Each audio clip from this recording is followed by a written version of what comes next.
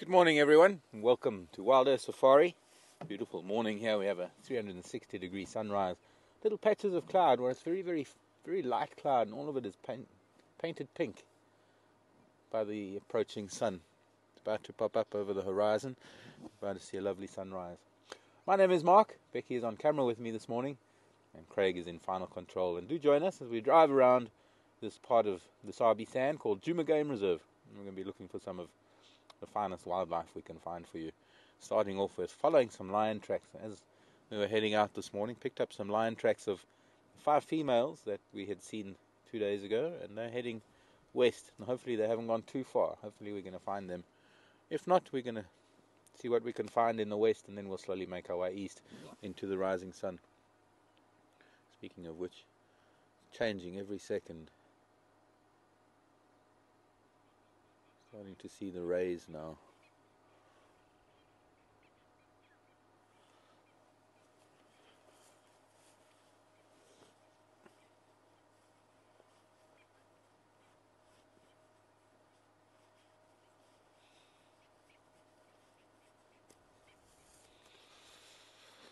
It was lovely and still earlier, and actually was promising to not even have to put on a jacket, but the cold wind has started. Solar wind. It's like just before the full moon rises you get a bit of a wind, call it a moon wind.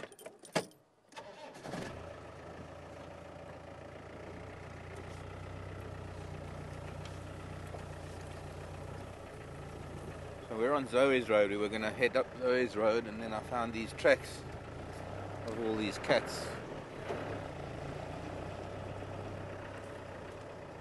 Heard lion mumbling this morning.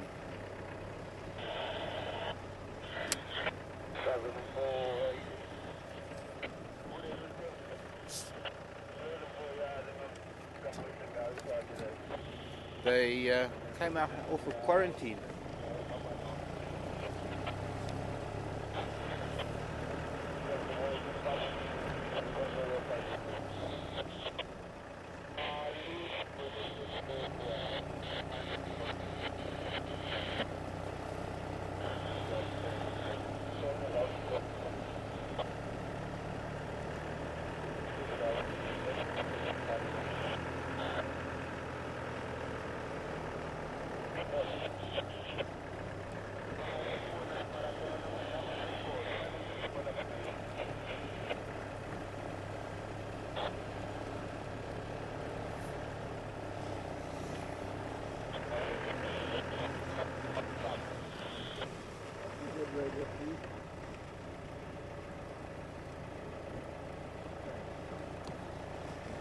Looks a bit better.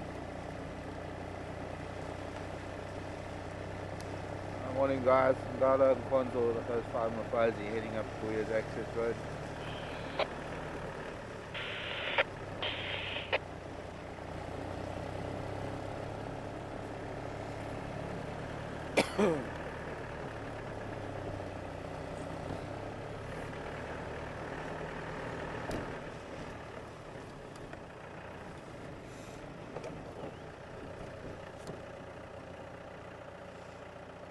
And they weren't there anymore.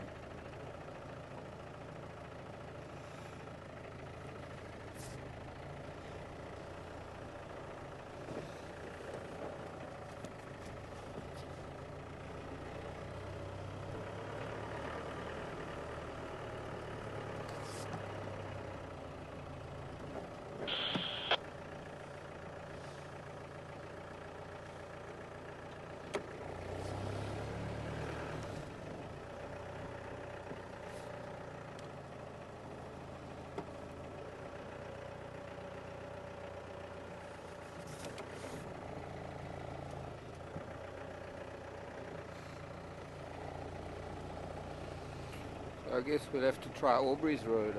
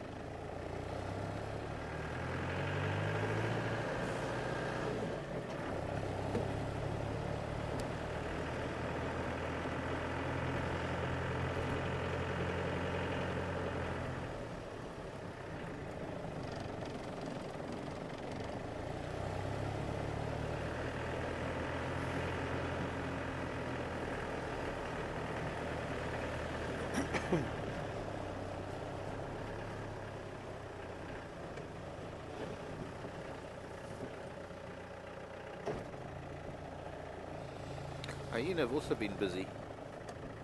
One can only wonder what they've been up to.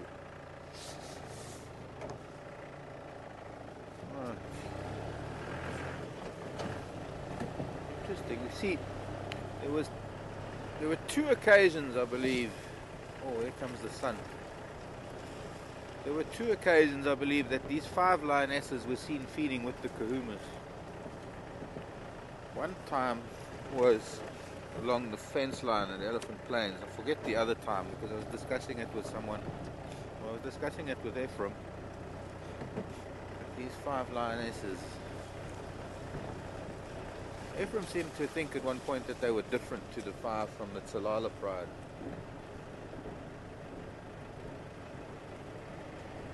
But I don't know. Seem to be convinced. I'm pretty convinced that they're Tsalala lionesses.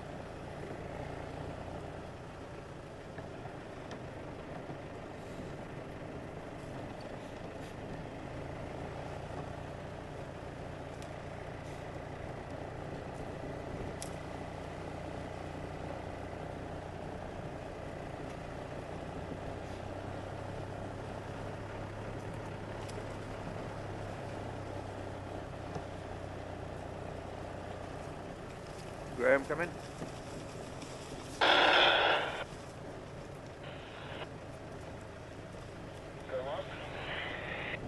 Are you likely to do Gallagher shortcut? No, I'm not copying you. These lines turned off into that block, Gallagher shortcut, Aubrey's Road. I'm going to check Aubrey's.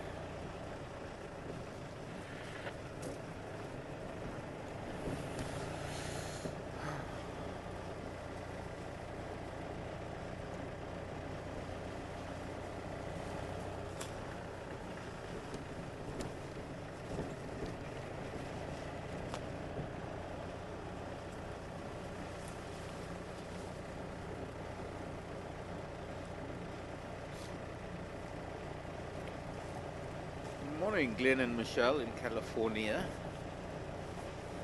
Nice to hear from you. Which part of California is my question. You notice any difference in the behavior of animals, weather changes, or before a storm? Sometimes it depends on so many different factors. Sometimes after it's been storming for a while, there were times in years gone by when we used to have regular afternoon thunderstorms, and when that was happening, they didn't really do much. It was almost part of the day. And every single different creature does something different. So you think about ants. I know ants and frogs. Depends on what the storm does, how it affects creatures. Ants do different things. In fact, ants let me know when there's big storms coming because of the way they behave. And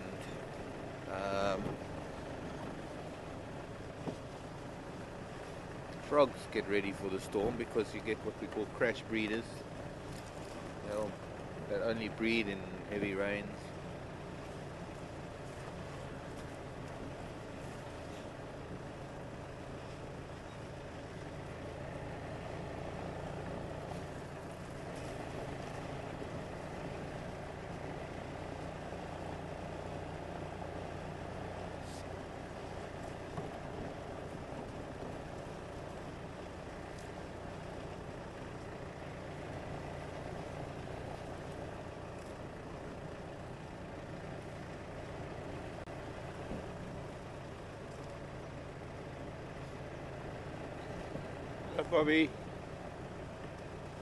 Bobby, that is the Tsalala pride. T-S-A-L-A. L-A. Tsalala. It's phonetic. T-S-A-L-A-L-A. Tsalala. Tsalala. Evidently means the Transvaal gardenia.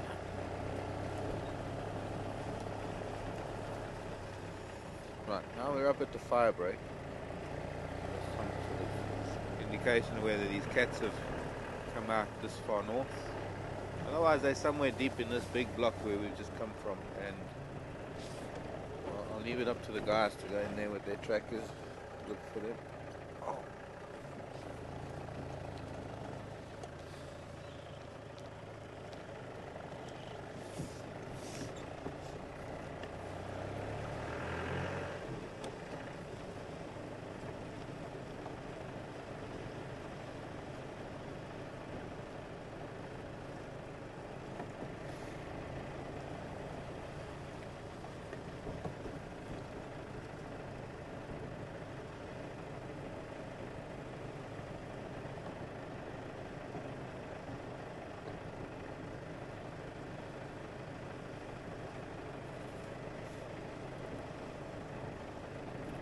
Nice big elephant here.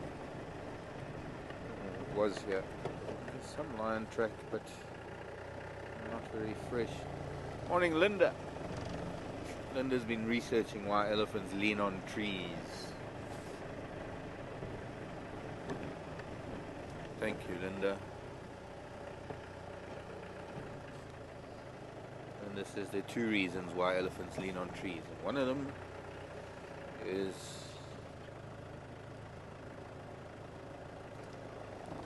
is to shake fruits out of the tree, and the other one is some of the older elephants who have stiff joints that don't lie down, so they lean against the tree to sleep. And thanks for that, Linda, except there are other reasons that aren't in the books. And this elephant wasn't shaking fruits off of the tree because there weren't any. Marulas are not fruiting at the moment, only dried leaves to be had. He wasn't shaking the tree either, he was leaning against it. When an elephant leans against a tree to sleep, he leans in a somewhat more relaxed position, without his head at that awkward angle that elephant was yesterday. And I would say that, well, maybe he was leaning it to rest, but he was pushing against the tree. The way he was pushing against the tree led me to believe that other things involved.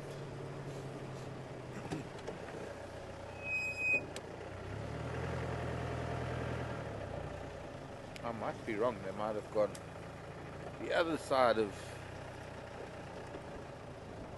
Kuyatela Access Road, in which case they go out onto Impala Road. But they haven't come out on Albury's Road, and they haven't come out onto Gallagher Shortcut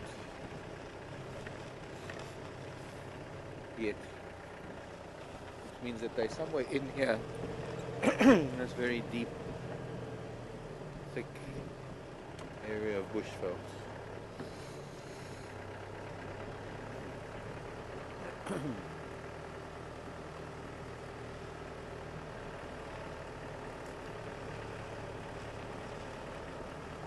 Glen.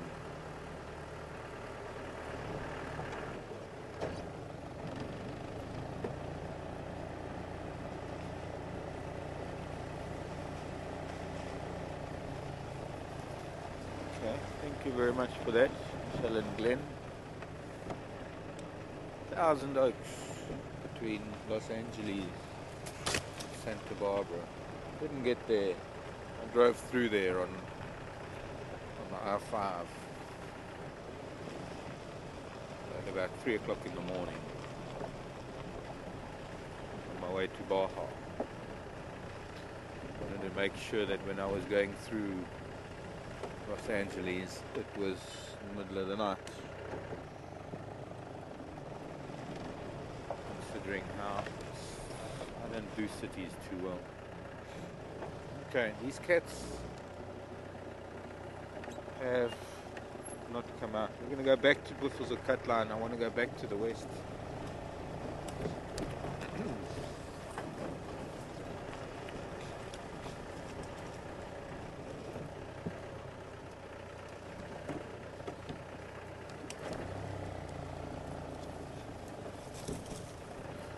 Peggy wants to know if the trackers go out on foot to look for animals. Yes, Peggy.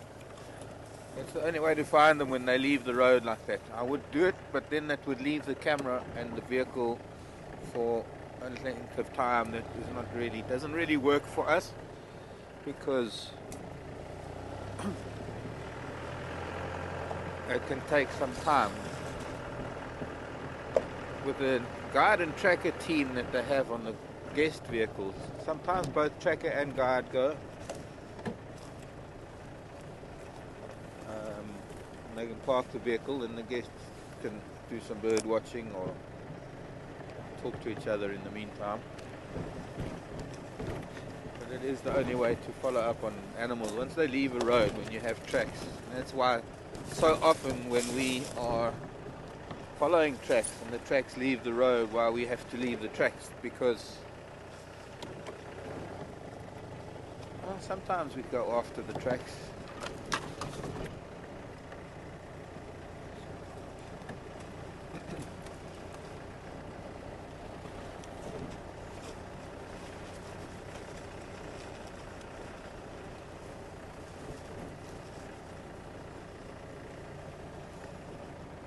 But it's the only way to do it.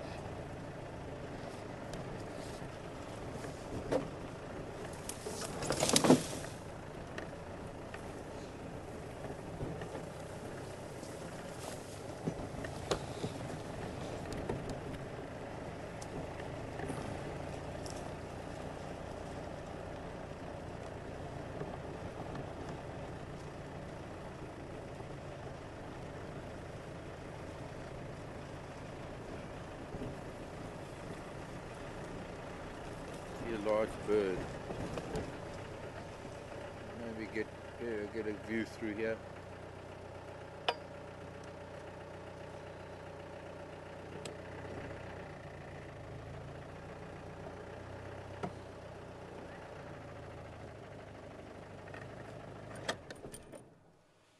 Sounds like a goshawk to me. The size of it looks like a dark chanting goshawk to me.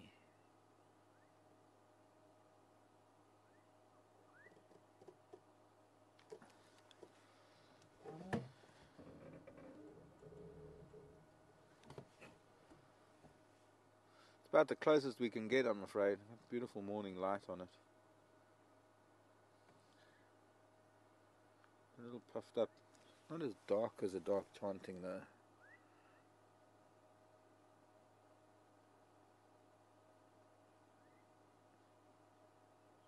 Must be an African goshawk then.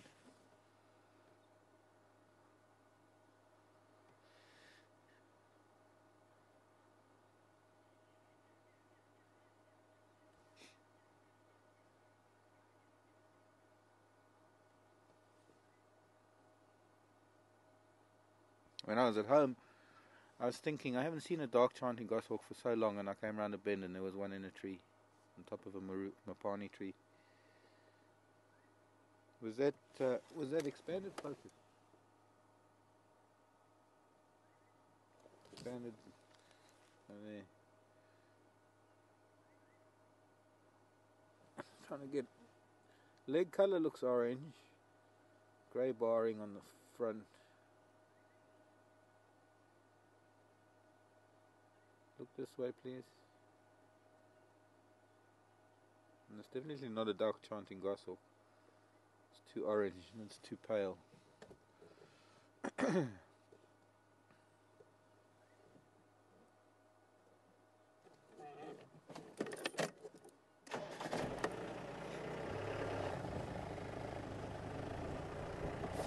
So, African goshawk has doesn't have that barring underneath, so it's probably a gabar goshawk then. Sorry. Yeah.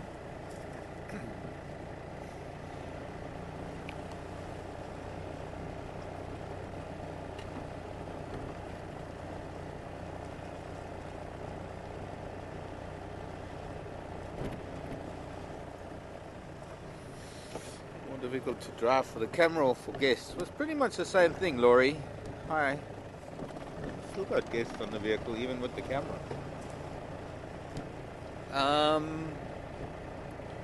It can be more difficult with guests because guests are only here for a few days, and you've got to try and please them. You've got to try and make sure that they're going to have a fantastic safari and they're going to see everything they've come to see. always have to leave one or two things for them to come back for next time. No, I'm joking. You see what you see, and some people don't really understand that you can't pull animals out of a hat. Animals don't stay in the same place. You can't just drive out there and find them. I've even had questions from South Africans on that line, thinking that, oh, you know exactly where you're going every day. You know exactly where to find them. That's how you find them, because the lion's in the same place every day and the elephant's in the same place. It doesn't work that way, as all of you have noticed. But it could also be a little difficult with the camera, because, see, with guests, you have guests that will stay for a few days and then they move on, so you can start all over again with the new guests. But with our viewers, you're with us all the time, so, and not only that, but we're constantly getting new viewers, so it's trying to find the balance between not going over so much stuff or repeating stuff so much, but repeating it enough for the likes of new viewers. But the pressure to find animals is still there. It's a means by which you find them that makes a difference.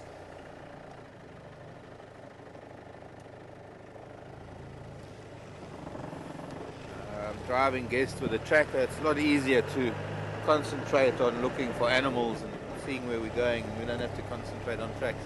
And it's very important to look at tracks. You can't just drive around and not look at tracks, because it gives an idea of where animals are, where they've been moving to. Just randomly drive around without looking at tracks, you will see half the amount of stuff.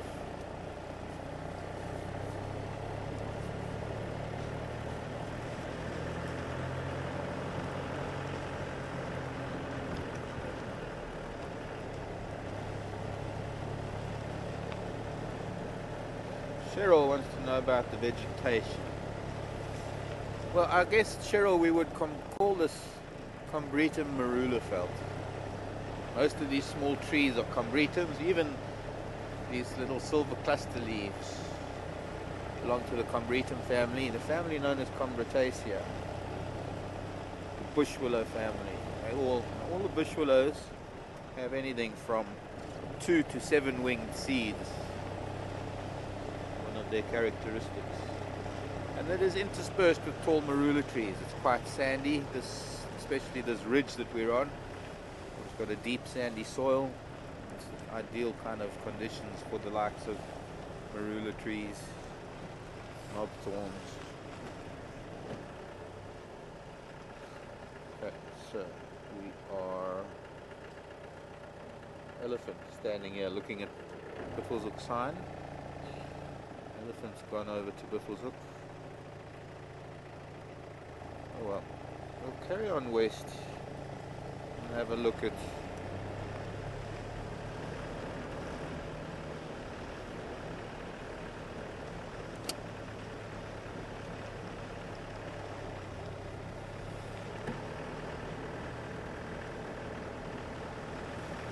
the vegetation changes depending on where you are on the slope. I mean, up on the top of the ridges or the sandy soils, there is a different composition too. Down at the bottom in the dips, where there's a much thinner layer of sandy soil, more clay, one tends to have sweet grasses in between.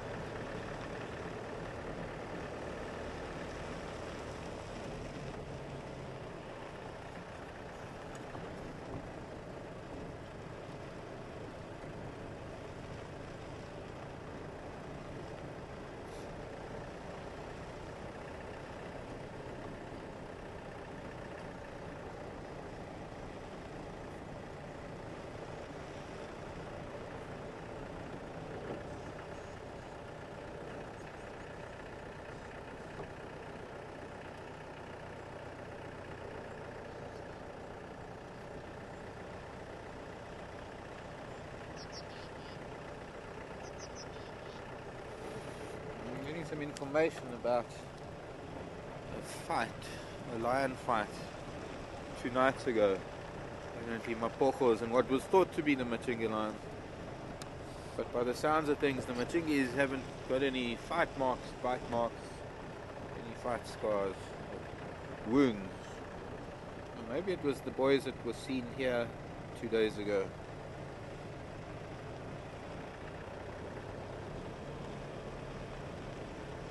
Is that a human walking at the top of the road? Yes, it is. That's where the gate is, by the way, just in case you're wondering. But I see a human up there. I think it's a human.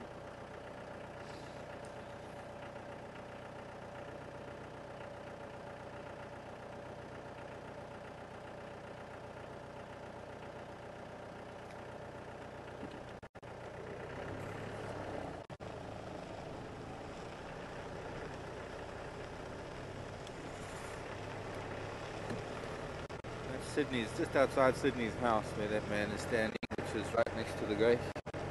Jane, how long can leopards survive without food? Didn't get the rest of that. Breaking up. Depends. Mark and his answer depends. Always going to be. Most of the time you're going to start an answer with depends. But it does. It depends on what it last ate. But probably, the thing is, a leopard, the last of the cats that's going to starve, because a leopard will eat insects, it'll catch a bird, even scavenge.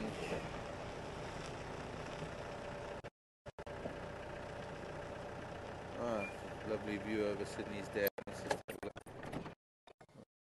Maybe from here.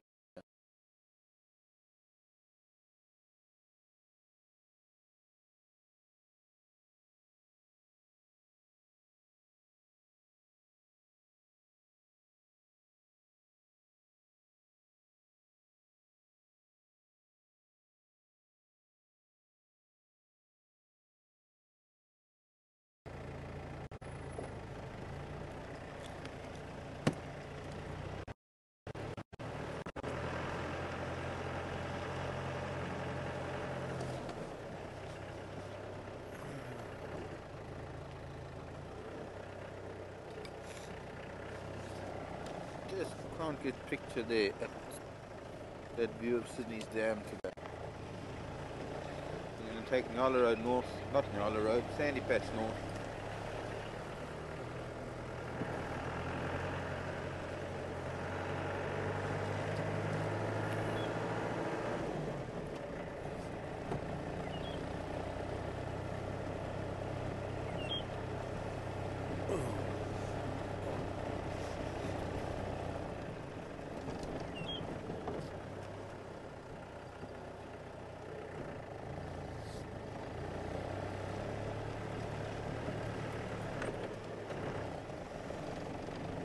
D&J in the States. Morning to you.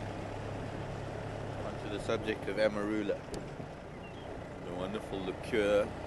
It's supposed to be a liqueur. Actually, you want to know whether it's the same as what we drink the same stuff here. I think yours is better than ours. I don't know. There has recently been a court case. Funnily enough, I should mention that because it's not that fresh in my mind, but just this last week there was a court case where a judge actually forced them to reveal their secret ingredients. And I don't know what came of it, but evidently there are different import duties or export duties for that matter, depending on what the base is to an alcoholic drink, whether it's a wine base or a spirit based or a liqueur base. There are different duties to be paid. So evidently the Amarula that is exported is a somewhat different Amarula to the Amarula we get here, because the Amarula here is wine based, and because they have to, I don't know, somehow they make more money on the Amarula that they export. Something in that line. I always thought it was all the same.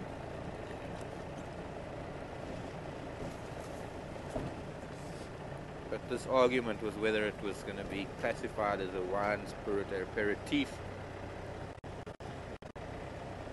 or whether it was going to be classified as a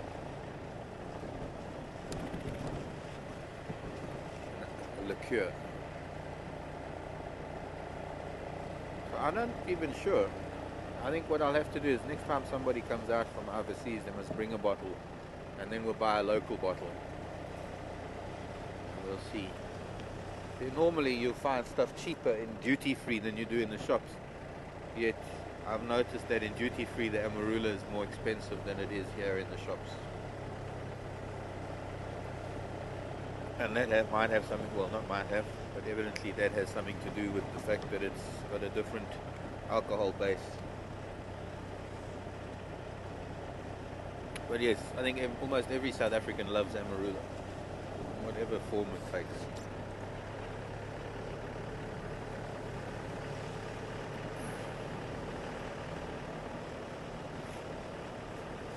On its own, over ice, with crushed ice, over ice cream, in coffee.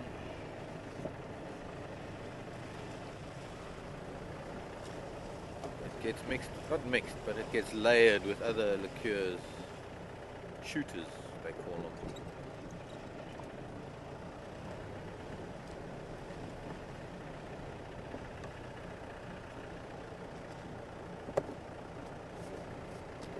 My fingers are falling off.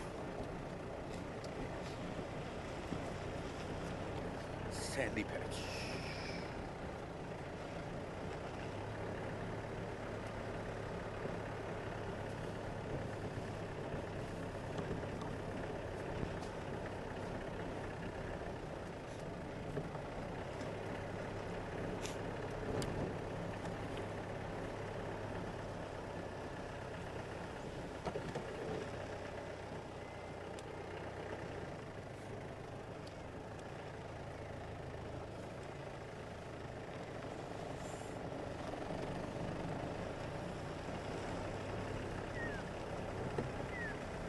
Near a pearl-spotted owl calling.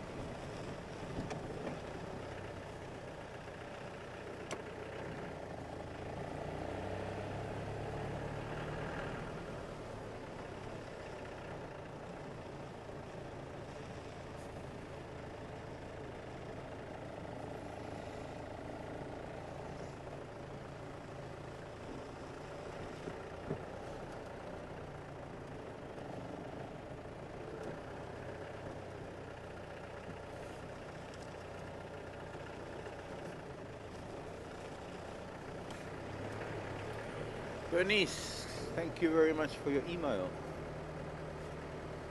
I'm going back to our elephant pushing on the tree,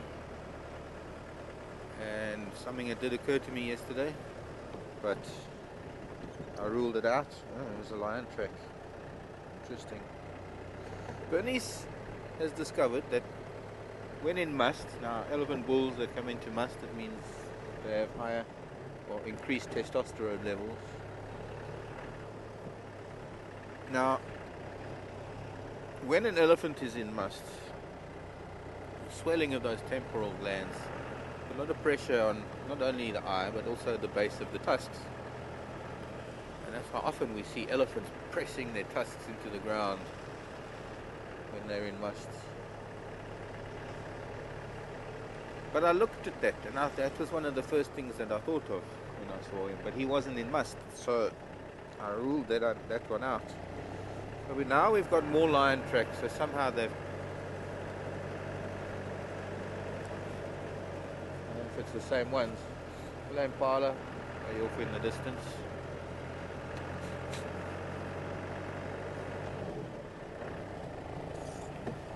Some lion tracks here now, I wonder if it's the same lot. Well, there were some lion tracks, they've gone through there I think. Unless they're just wandering on and off the road. But that's heading to Wanai Pan, an area where Karula has spent a lot of time. She was seen that way yesterday morning.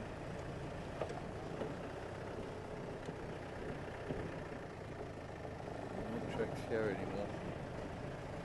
We can try. I don't know how much signal we're going to get on Triple M. We can try and get there. Go down the power line.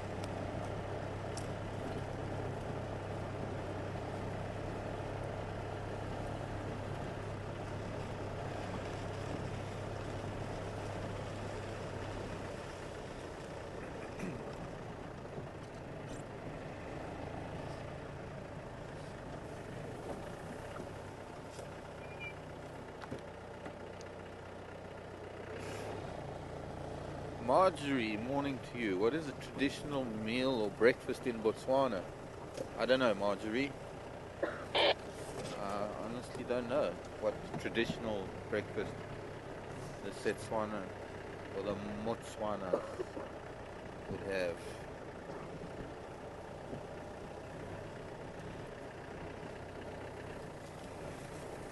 One doesn't have traditional fare in the lodges. When I was living in Botswana, we would just in the lodge serving a breakfast for international guests.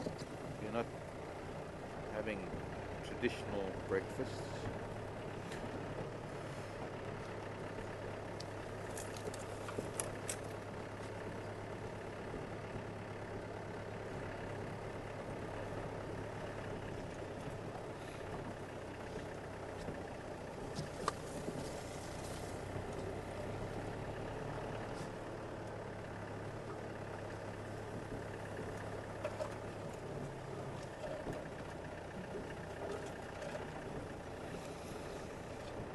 An interesting question. Sorry, from Deborah.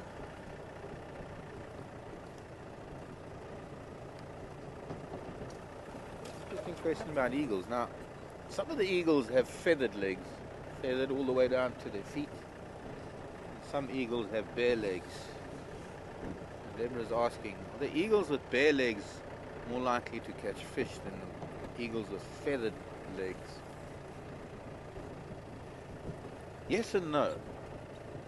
The thing with eagles that catch fish are that they are specialized eagles, because they have to have special talents to be able to catch fish. So there are only really two raptors. No, well, let's say three if we count the owl. If we count the Pell's fishing owl. But here in Africa, the osprey, the fish eagle, both have bare legs, but all the other bare-legged eagles that theoretically could catch fish are actually bare-legged because of their hunting methods of catching snakes and things in the grasses, and they tend to land feet first in the grasses to increase them.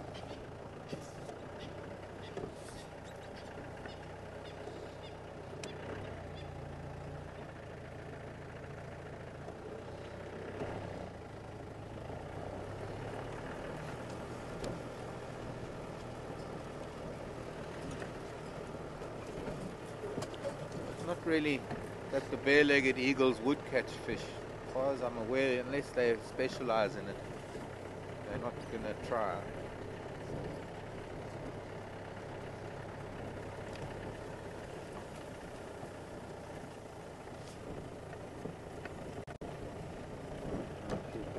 Triple M.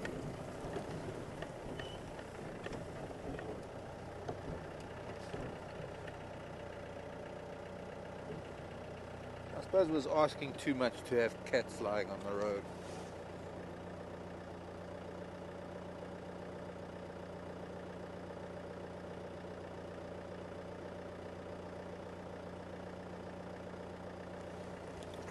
see how far we can get to the west this morning. Nice crisp morning. One thing is that as we're losing the leaves on the trees, we might be able to get a little bit further, because our signal doesn't get absorbed by the vegetation. As we go into the dry season, and the fewer leaves there are on trees might help us. Places like this.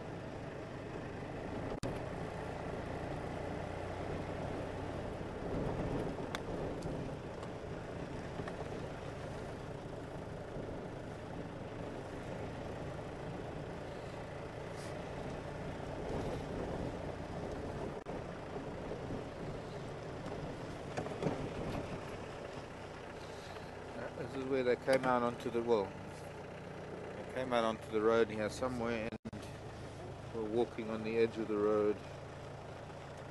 I guess since they were heading west, they probably headed further west.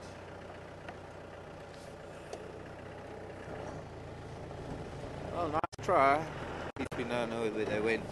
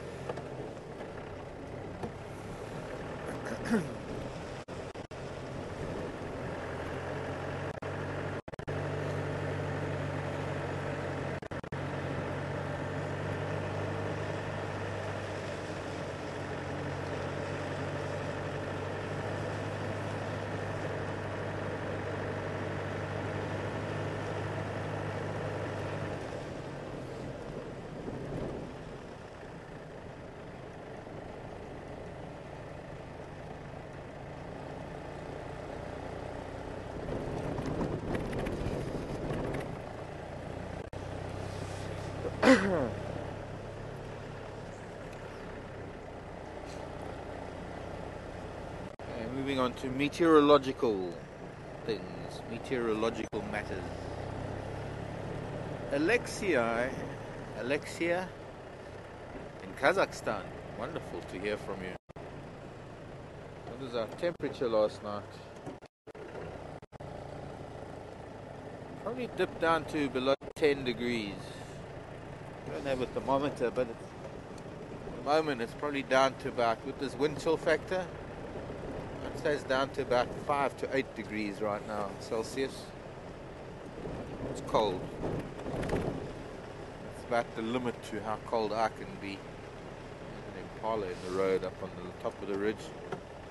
Stop here quickly, just zoom in. Don't leave the road. It's such a lovely shot of that. Way up in the distance. No, it's not, it's a kudu.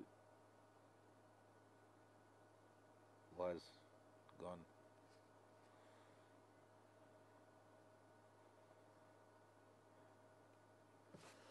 You know what? When we were starting Fireside Chat last night, there were kudu barking, or it could have been nyala barking. Actually, it wasn't kudu, it wasn't loud enough and slow enough. But there were antelope making a noise just west of where we were on Fireside Chat. And that must be when those lion were walking. Because that noise was coming from the other side of Gallagher Shortcut. I just remembered that now. Christine wants to know what kind of extreme weather we have here, or extreme conditions, things like hurricanes and earthquakes. Well, in this little part of the world, we're not likely to have an earthquake. I don't think we have any plate movement where we are, unless something serious happens to the Rift Valley. It might have reverberations down here. Other than that, just recently we had, I'd say it was a mini hurricane. Hello, giraffe. We saw all of you yesterday. 5, 6, 7. The same group we saw on quarantine yesterday. They've moved quite a distance already. Actually, I think there are 8 of them here. I'm sure it's the same group because of these 2 youngsters. And there's zebra in there too.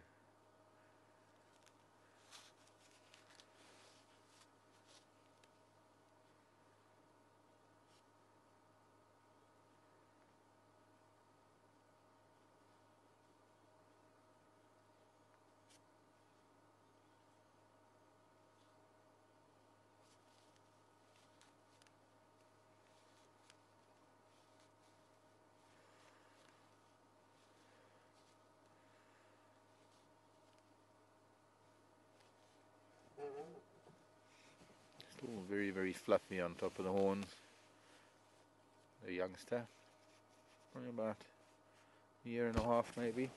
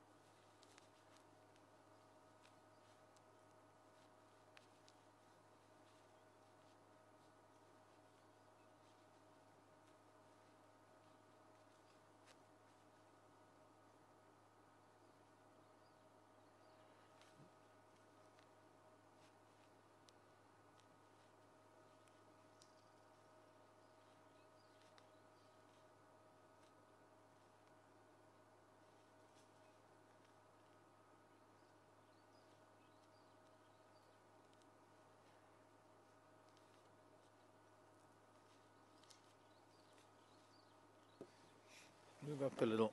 They seem to be moving too.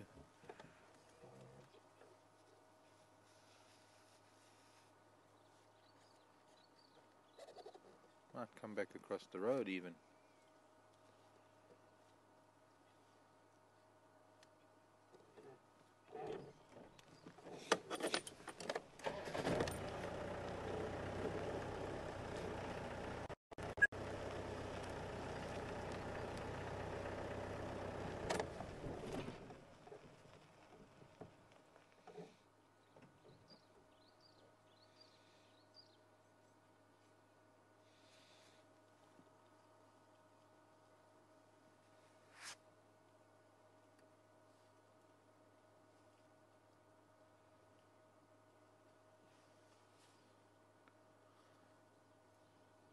The biggest and oldest of the females, I think, this one.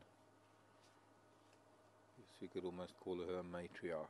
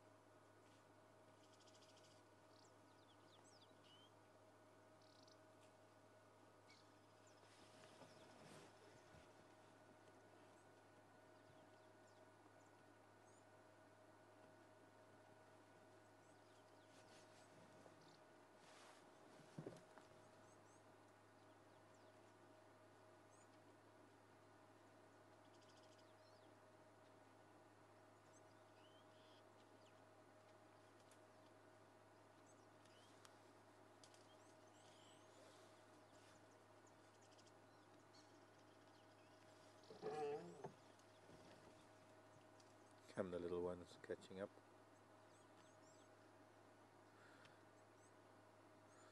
There's a little boy and a young female.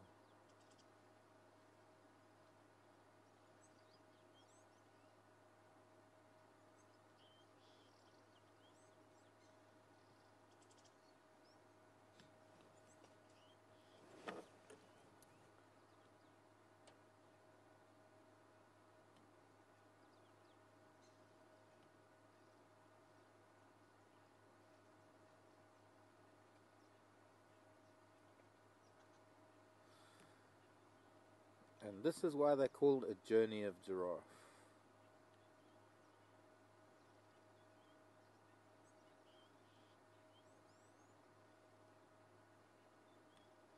Come zebra, come join in the fun. That's so lovely. Look at them lined up along the road.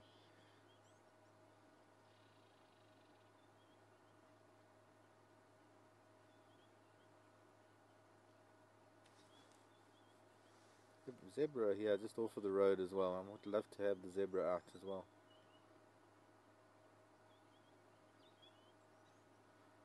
One more giraffe. Oh, a few more to come, but there's another one about to come out.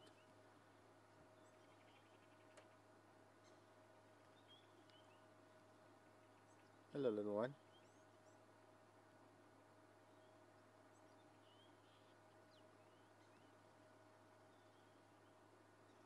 Another young female.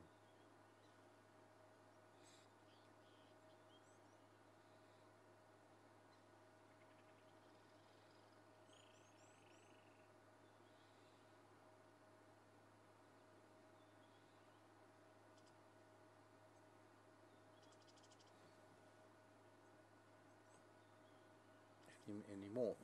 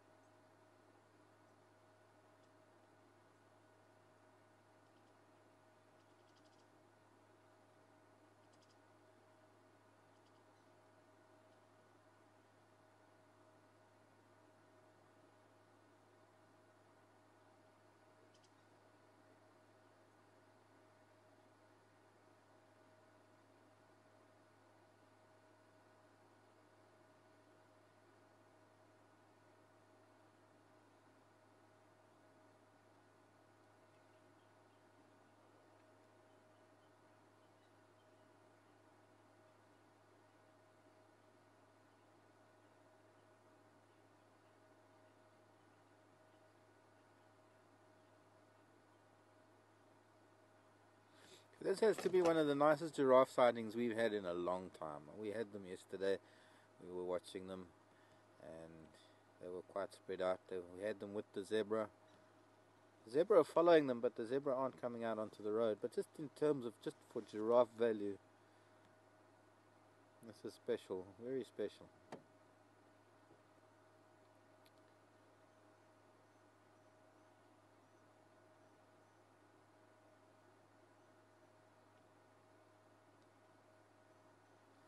Different sizes. I mean, you can see the different patterns. You can see how each one has its own individual markings, and you choose just any spot on a giraffe. I mean, there, if you look at the base of those three tails, how different their markings are.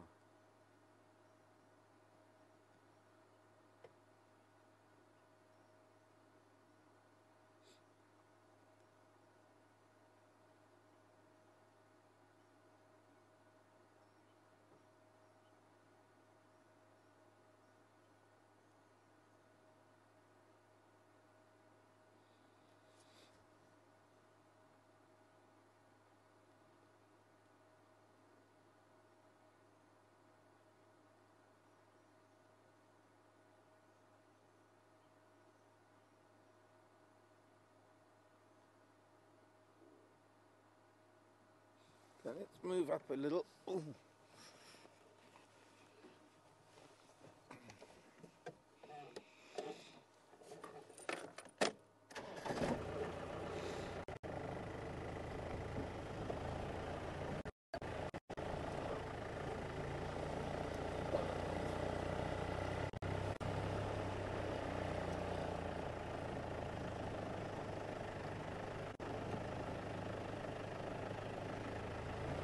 Sorry, who was that, Frank? Still.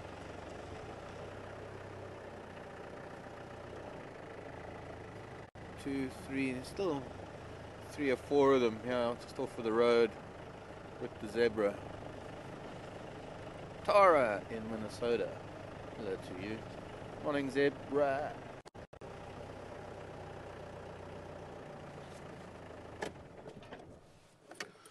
Tara.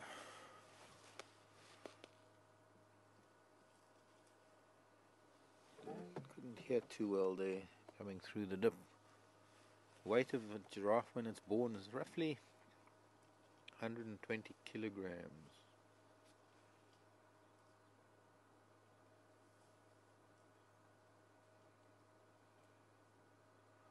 I don't know if there was another part to that question. Len's asking about binoculars. I'll get to binoculars shortly.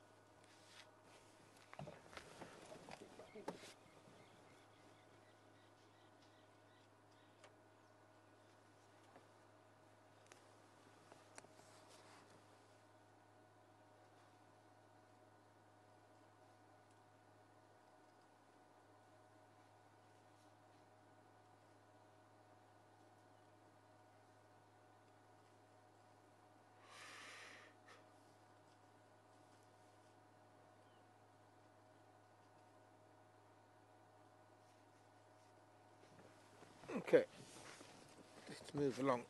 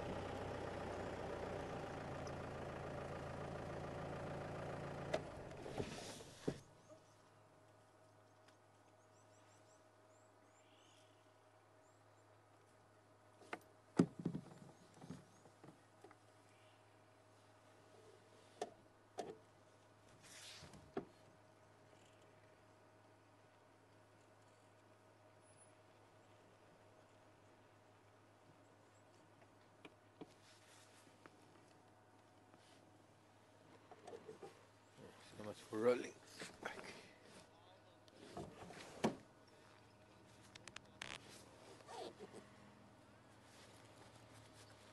It's going to move out of the way for a vehicle.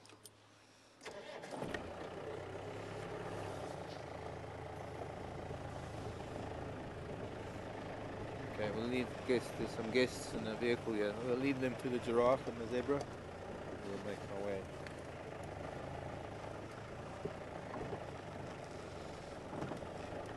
Back into Western Gowrie.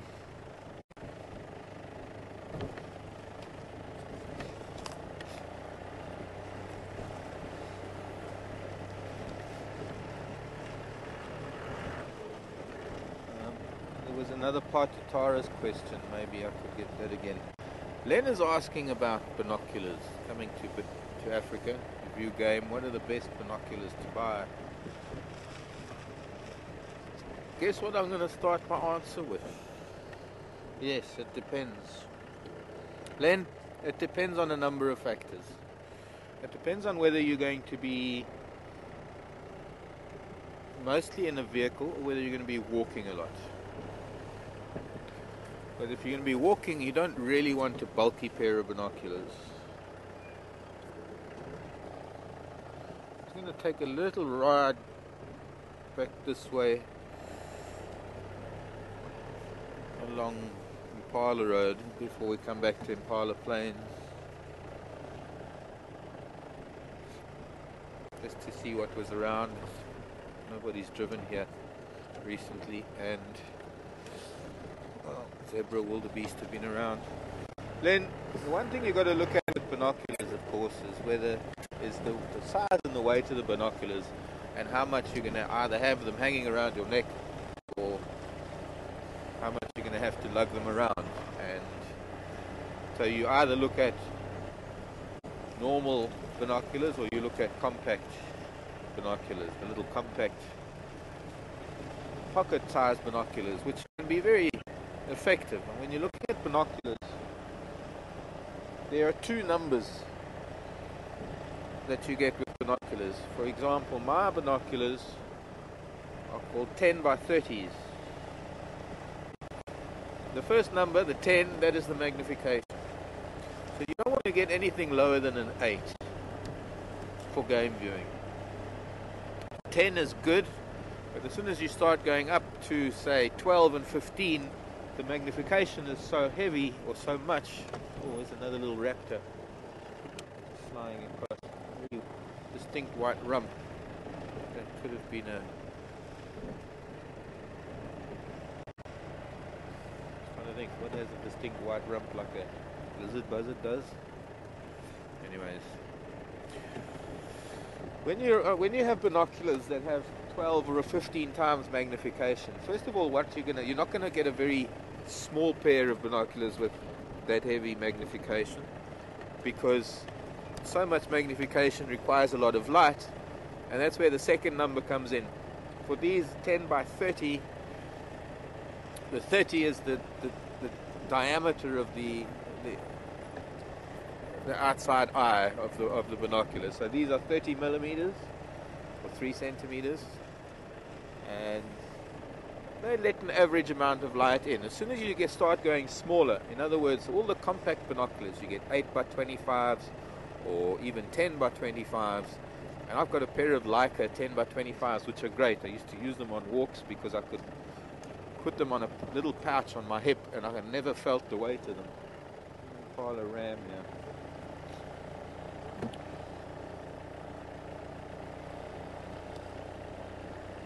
So compact binoculars are great because you can get these little pouches that you can put on a belt. They weigh next to nothing. But the problem is that they're not a very good low light binocular. In other words, at dawn and at dusk, particularly at dusk when you're likely to be out on game drives, you lose a lot of light because the optics at the end are very, very narrow. So when you're looking at binoculars that you might be using in low light and you're going to be able to use them at rest, not walking, you don't have to hold them up too much. Start looking at binoculars with an exit diameter of 40 millimeters. 50 becomes a little bit big. Of course, the 50 millimeter binoculars let a lot of light in. They're great when you can see almost like daylight with a full moon. But it means that they're quite big binoculars. So the ideal is between the 30 and 40 mil. So an 8 by 40 or a 10 by 40 or an 8 by 30, 10 by 30. This kind of size binocular is ideal, and you get some love. You get lovely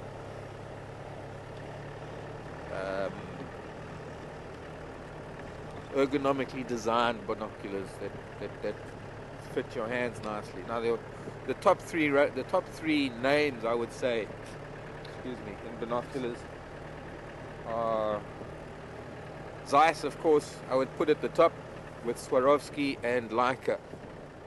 The top three brand names at the top. I would say the three most precision lenses.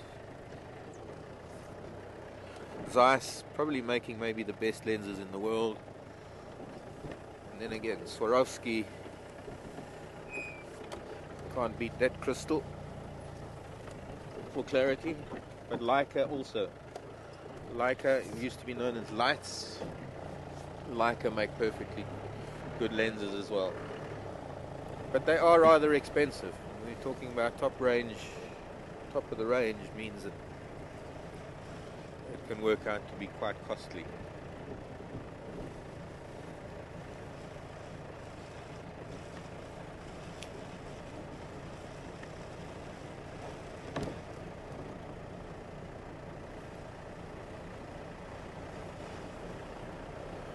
Also, if you're coming to South Africa, the distances that you're going to have to view things is never going to be very, very far. Occasionally you'll be looking at things very far.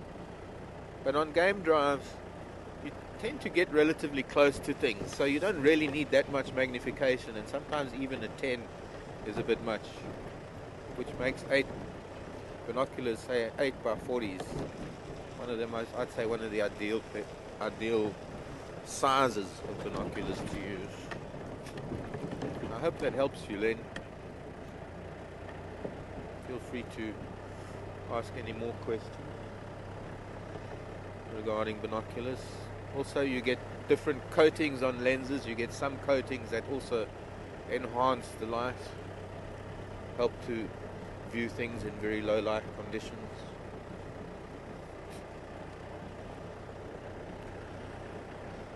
Another thing to consider is the mechanism, the focus wheel, and whether, hello old man, as soon as we stop to look at him, he runs off snorting in derision.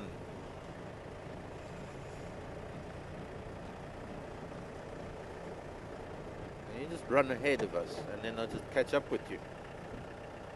Where are your females?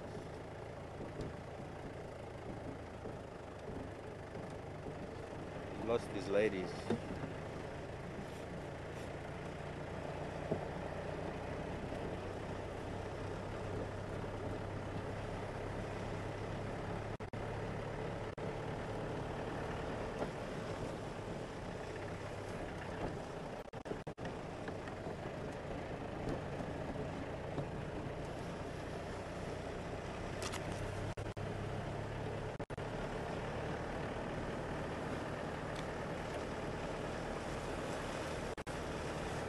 Just by the way, these are Canon, and these are quite bulky because they're image stabilizer binoculars. I haven't got batteries in at the moment, but it takes 2 AA batteries to help with the image stabilizer, and it's the same technology that Canon uses in their camera lenses for image stabilization.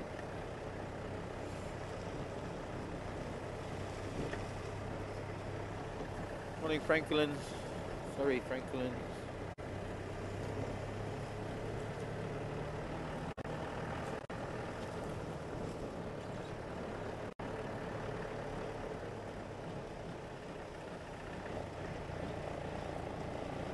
No, not copying you, Craig.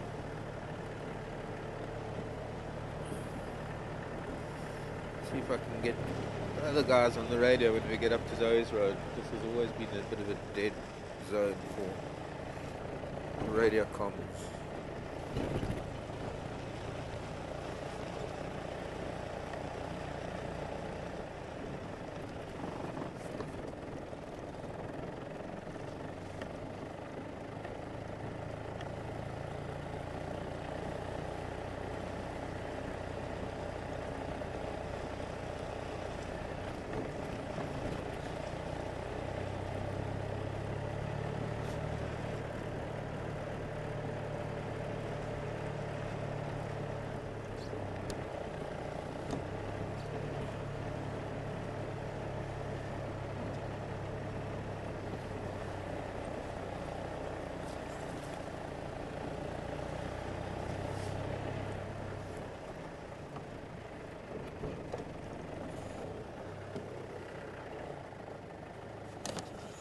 Sure, that's floppy ears tracks. Such a big hyena.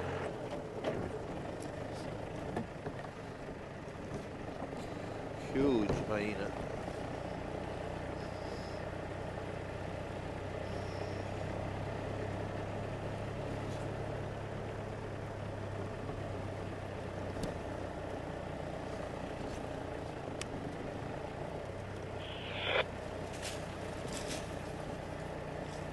Henry, come in.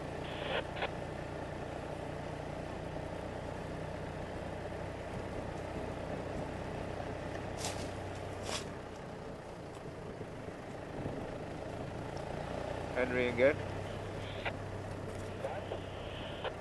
Yeah, Henry, can you give me an update, please? I'm on the road now.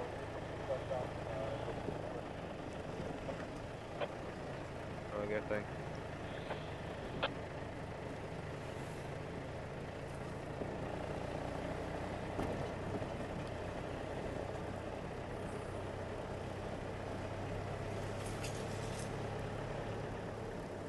Graham, come in. How's it? Are you on Western Gowrie? Okay, thanks.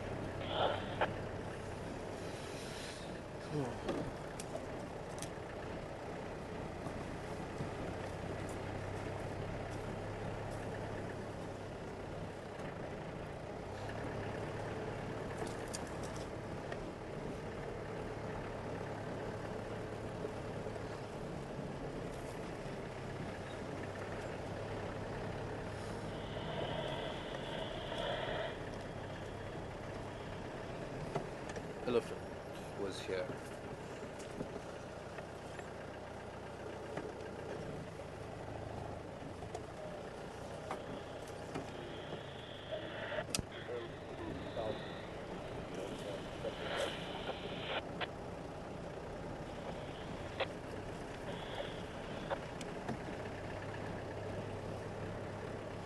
Quite fresh elephant tracks heading down to Zoe's Road. Maybe we can find him.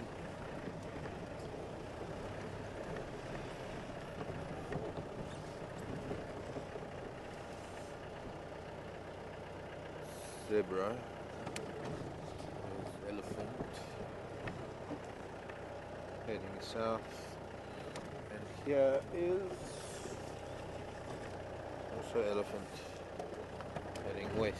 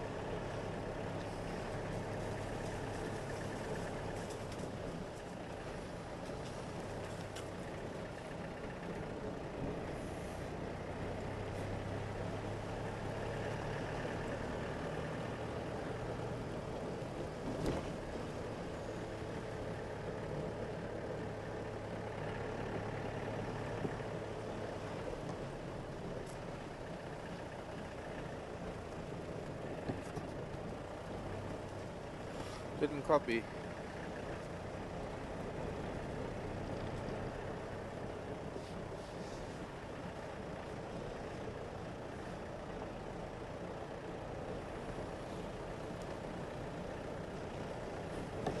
Getting back to Tara's question earlier, because Tara was asking more than just how heavy they are when they're born.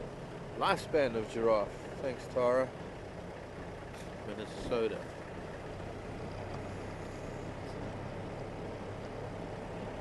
25 years average, I suppose. I think up to 28. At a push 30 years old. But I think you could say around 25 average for a giraffe. Kilogram wise, about 120 kilograms when they're born.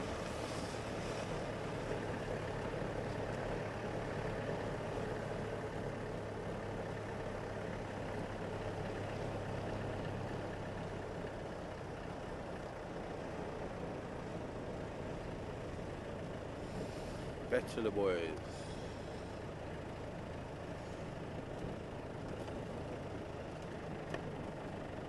Oh, and a ground hornbill.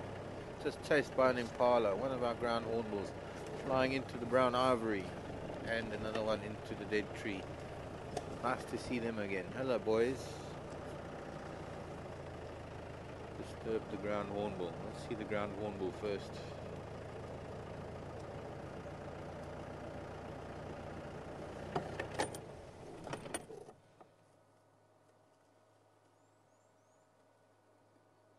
Those beautiful big white primary feathers that you don't see when they're at rest or walking around on the ground. They've gone on to Gari Main. Huh.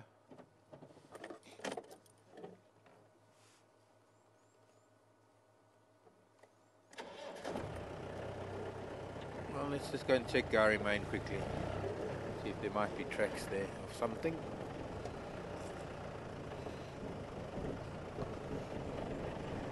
Zebra here, not a zebra.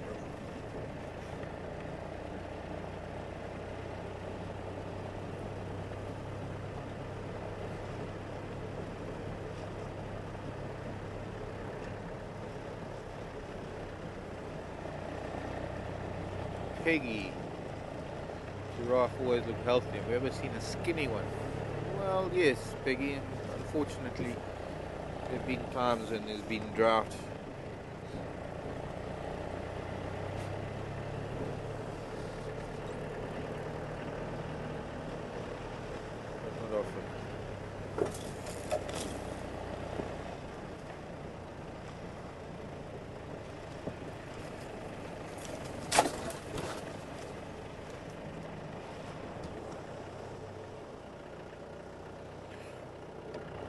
Hello, Laurie.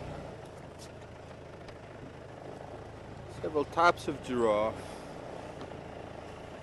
Laurie wants to know some of the distinctive differences of different types of giraffe. I'd have to, actually, it'd be easier to pull out my book and show you, but it's all about markings. The patterns of the giraffe that vary depending on where they are.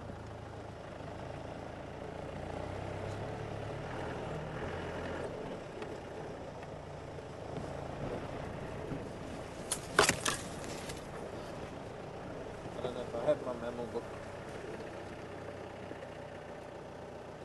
Yes, I do.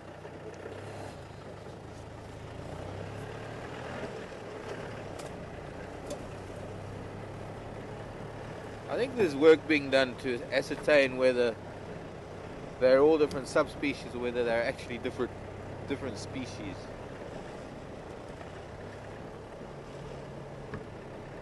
It can only be done by genetic material,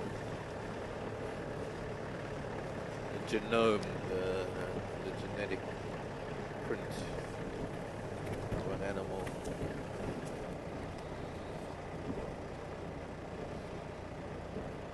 Here we go.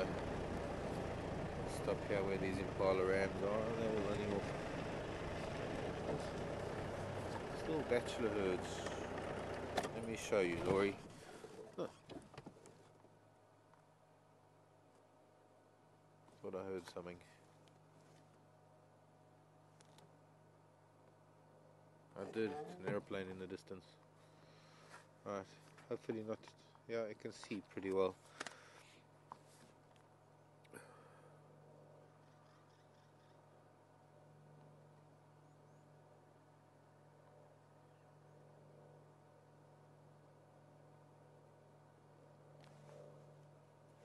And if we look at from this pattern in the top right, I think that's like the reticulated giraffe. All these different patterns that we get. And this down in the bottom left is, I guess, this is the southern giraffe. This is more what we have here. The rest are spread out in different areas of Africa.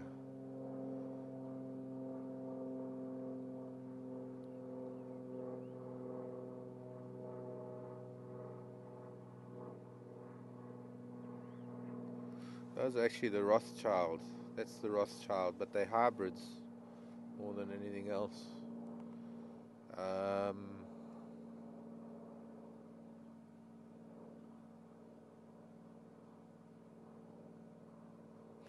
suppose that's the reticulated up in the top left more than the others. And then the Maasai. The pattern of the Maasai giraffe is much more broken up.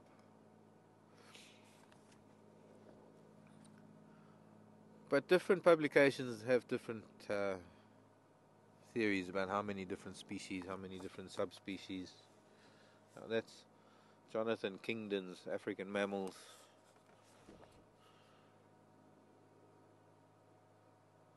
Natural World Press.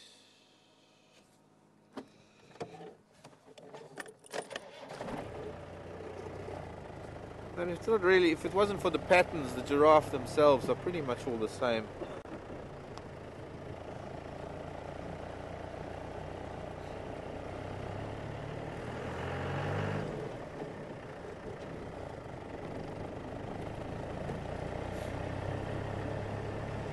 I mean, in body shape, and only the Rothschild giraffe really that has almost an extra pair of ossicones.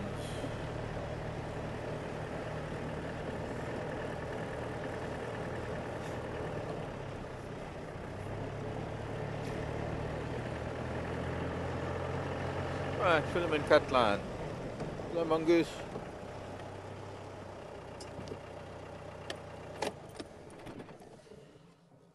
Haven't gone foraging yet.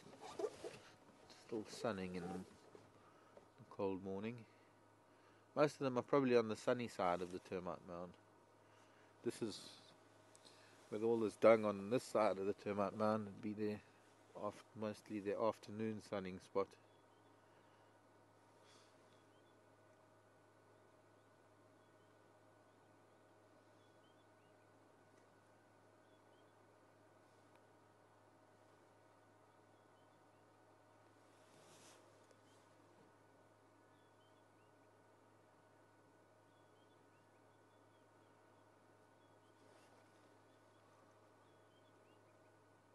All puffed up like a hyrax.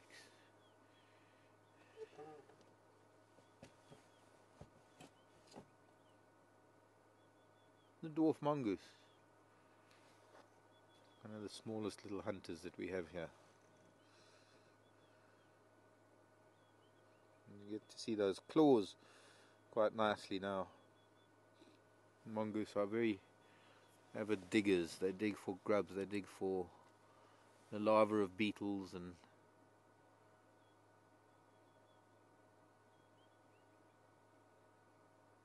anything else they can find underground. They're able to smell these things underground.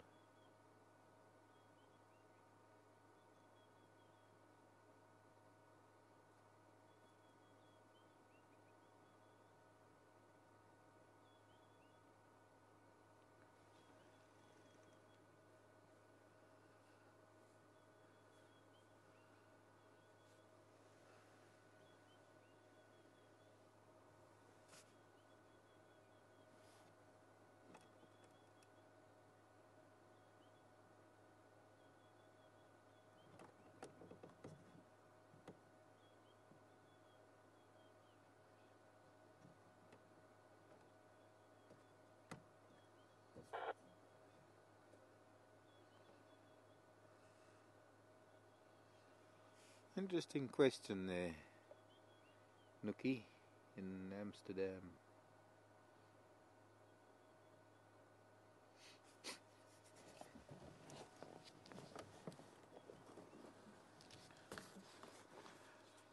Elephants and giraffe, when they're browsing, are they cautious with bird nests? Well, now, Nookie,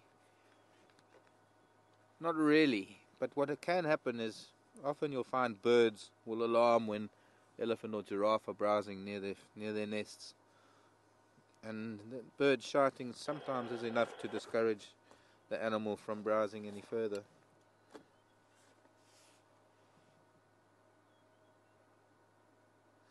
Giraffe are mostly browsing on the ends of branches, so they're not really going to disturb the nest as much as maybe elephant will, breaking branches off of the tree. But no, I've seen nests sadly get damaged in the process of feeding.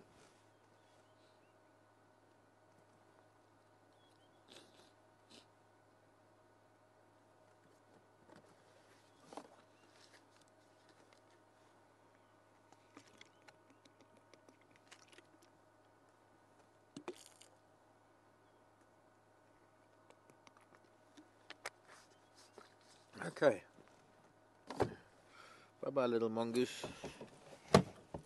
Mongooses.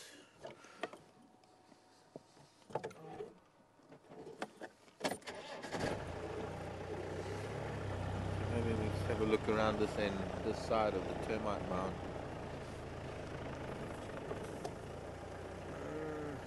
Only one or two there.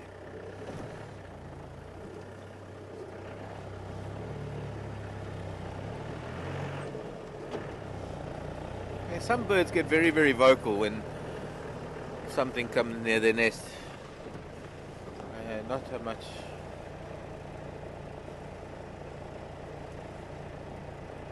Well, I suppose in a way sometimes you have ground-dwelling birds a little bit more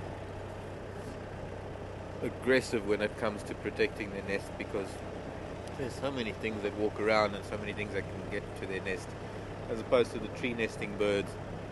And we've seen it on the camera at the dam, how those blacksmith lapwings have moved buffalo and elephant away from their nest by shouting and displaying their black and white colorations.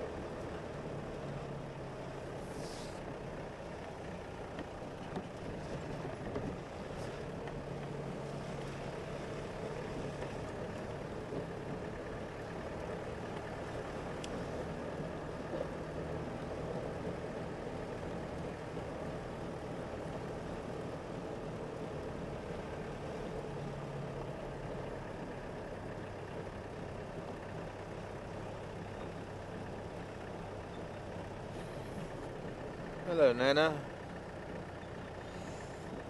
Saying that last night, well, I guess yesterday, you saw a giraffe that was a lighter spotted animal. Is that unusual? Not unusual at all, Nana. You get everything from very, very pale, almost beige markings to very, very dark, deep chocolate brown, even in the same species. You'd find that males tend to darken with age.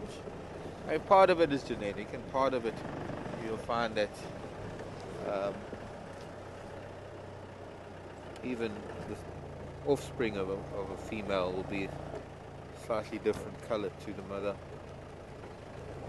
But I wonder if we should go down to Treehouse.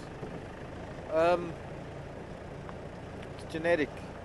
Whether it's much like us. Some of us are blonde and some of us have got darker hair. And in the same way that giraffes marking, some of them are very pale and some of them are very dark. It's not a hard and fast rule that males darken with age and females lighten with age. You do get some females that darken with age. You do get some very light colored males. But I've seen a giraffe whose markings were almost black. In fact, from a distance they looked black, and it was only when you get much closer to him that you see that it's just a very deep, dark chocolate brown.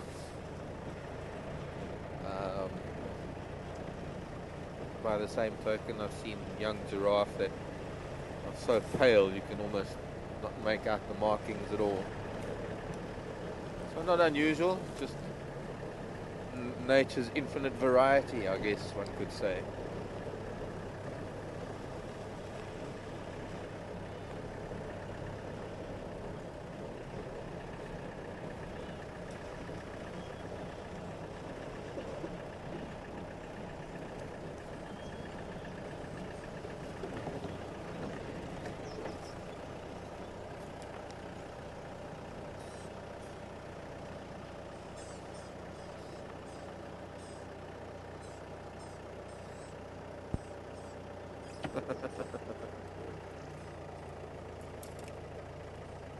Kazakhstan's got a sense of humor this morning.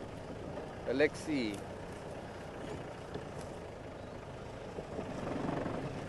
Saying that giraffe can't put their children through primary school. They can only go to high school. Elephant. I wonder, this is our bull maybe that's been resting his head on trees. But he's gone that way. Maybe he's just been wandering up and down around the dam. I did see him here yesterday.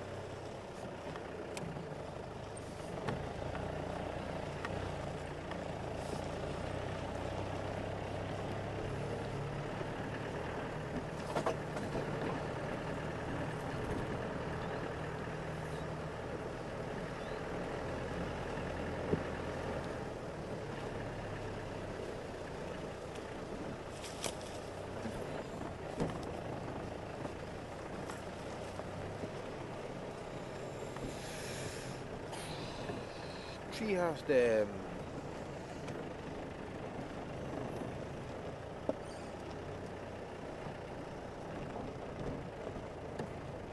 It's a mirror this morning. Nobody here.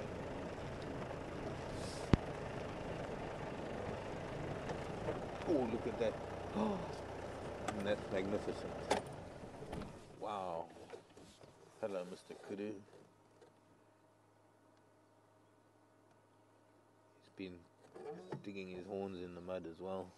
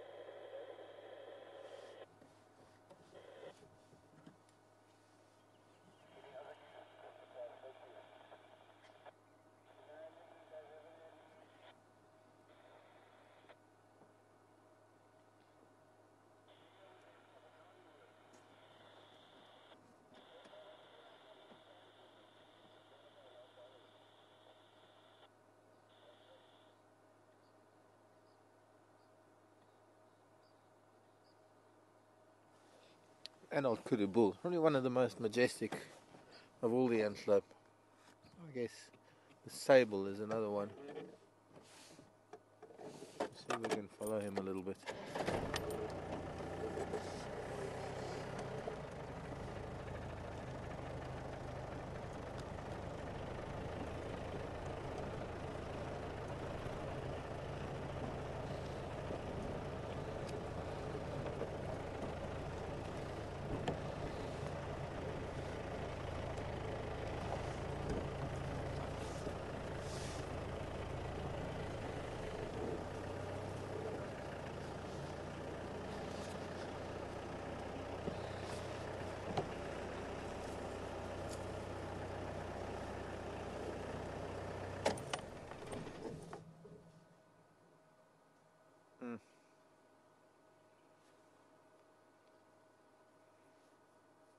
Damn, I think I blocked his path.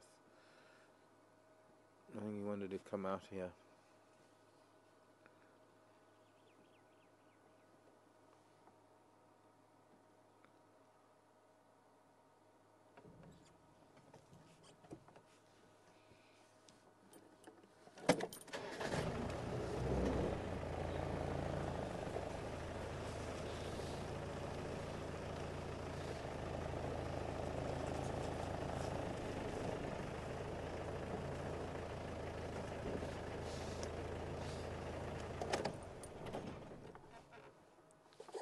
Come, old man.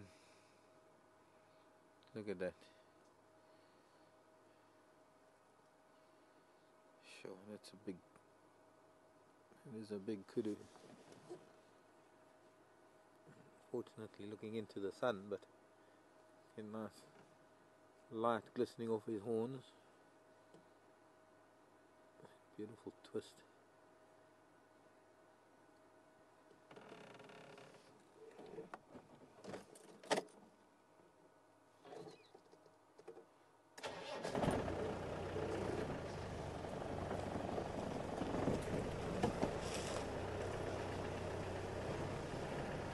And he disappears into the thicket.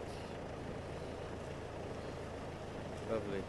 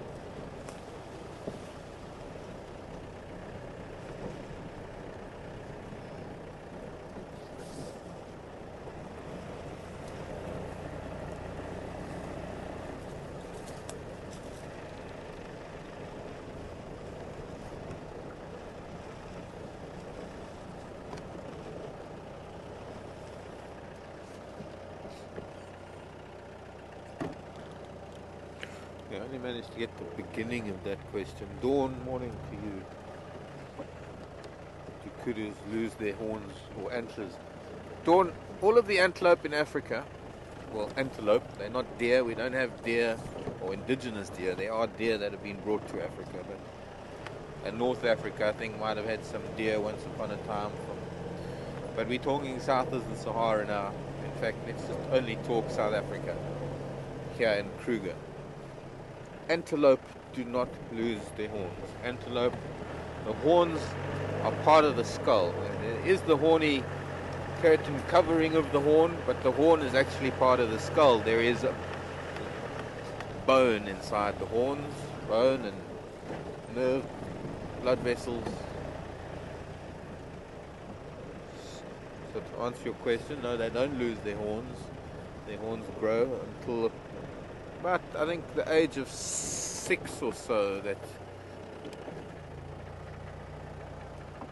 they reach full length.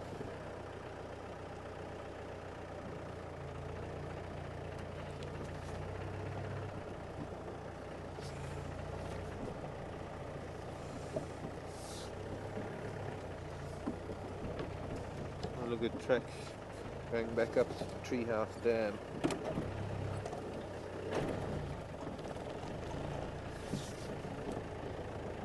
Besides the odd buffalo.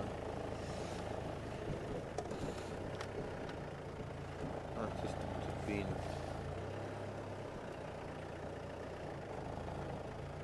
no, nothing exciting. We're going to go down Weaver's Nest to the fire break and then down to Twin Dams.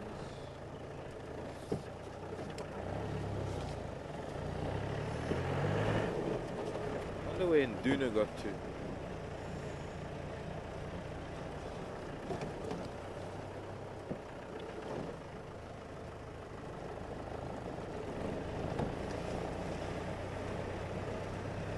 Actually, I know where he got to. The last time he was seen was in the knobthorn thickets. Just here off Weaver's Nest 2 nights ago.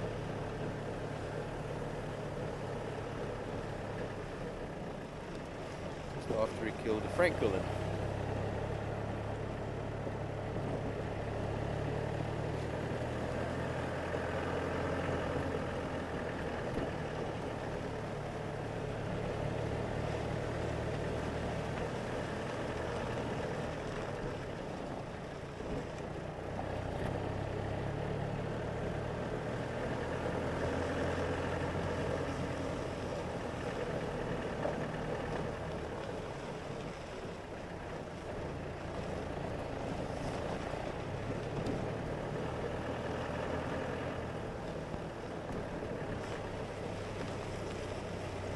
Ah, okay. Other part of Dawn's question was, how old would he have to have been to have a raccoon horn? Well, to have his horns that big. I would probably put him at about 8 years old, 8 to 10 years old.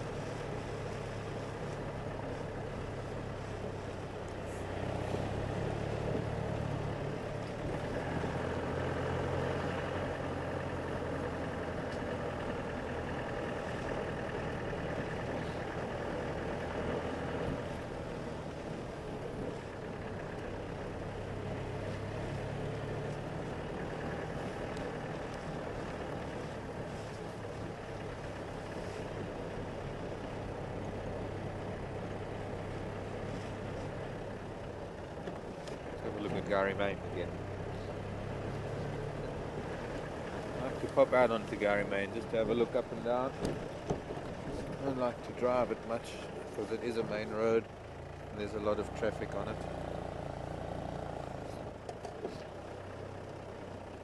You can get some idea of what might have been moving around east to west.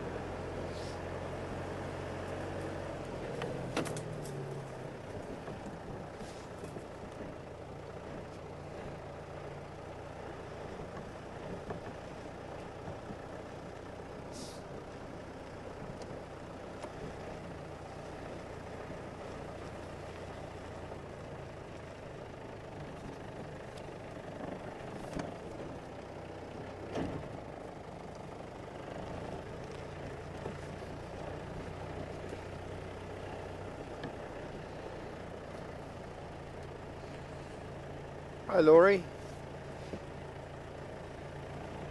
Is the kudu likely to use his horns if attacked, or would he rather run? Well, it depends. Most of the time, Laurie, the kudu's going to run. But it will use its horns in defense if it is being grabbed. And also it depends on what's attacking it and what the proximity is, or what the circumstances are.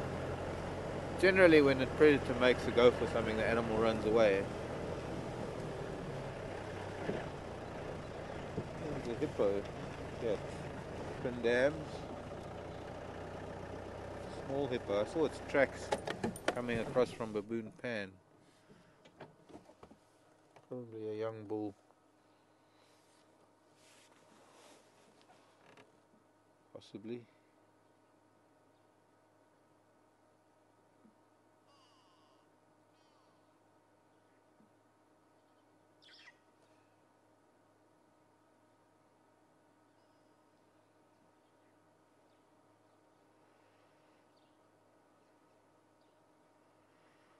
Also 3 geese across the water, and they're very quiet. They're feeding, so there's definitely no danger around here.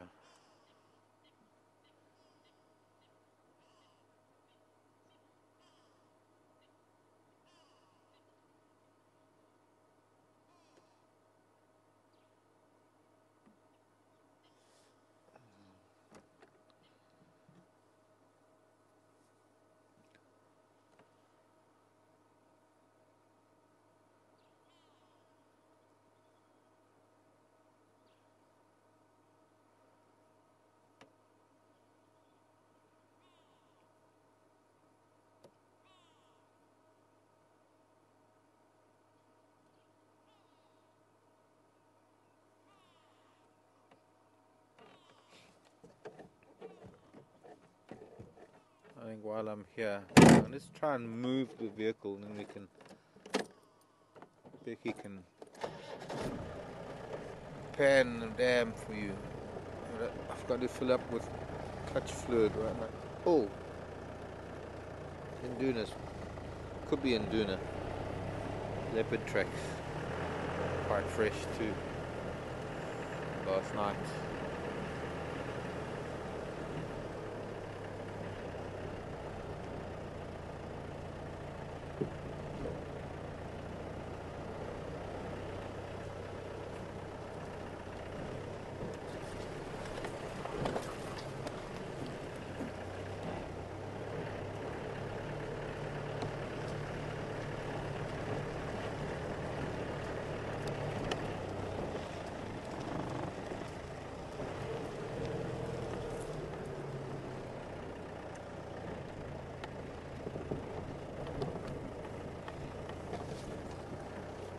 Okay, we can have a look at the dam while I just quickly top up some fluids in the engine.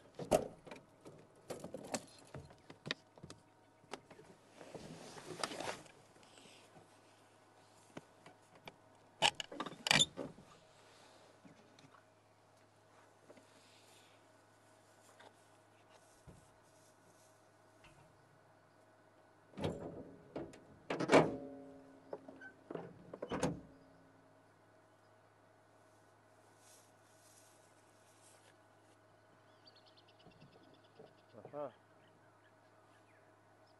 Squirrel shouting.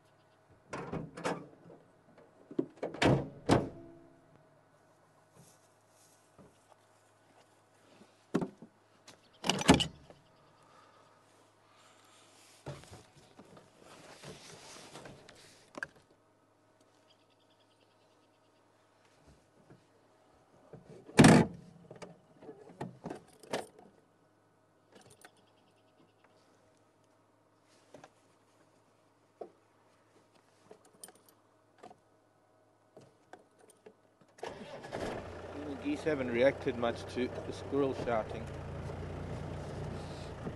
But let's go and see anyway. It's not even close to the dam, so they might not be bothered if it's not right here.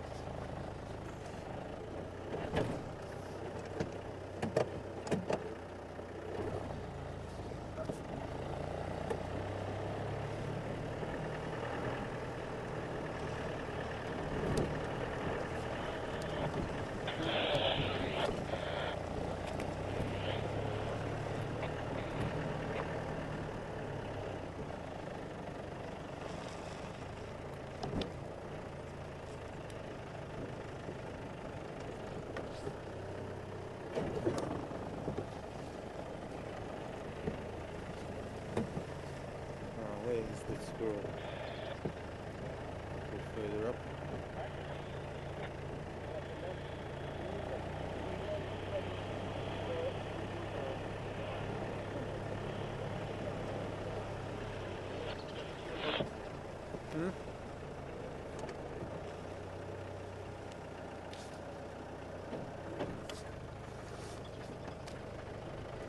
Which way is he looking?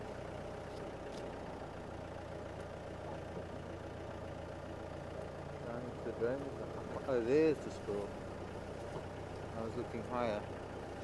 It's gone into a hole now. It was looking down towards the drainage line. It's got its tail sticking out now.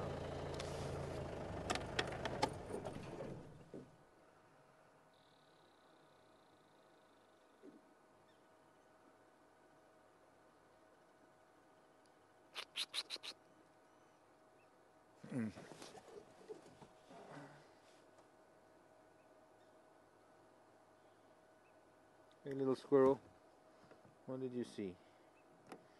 What disturbed you so much?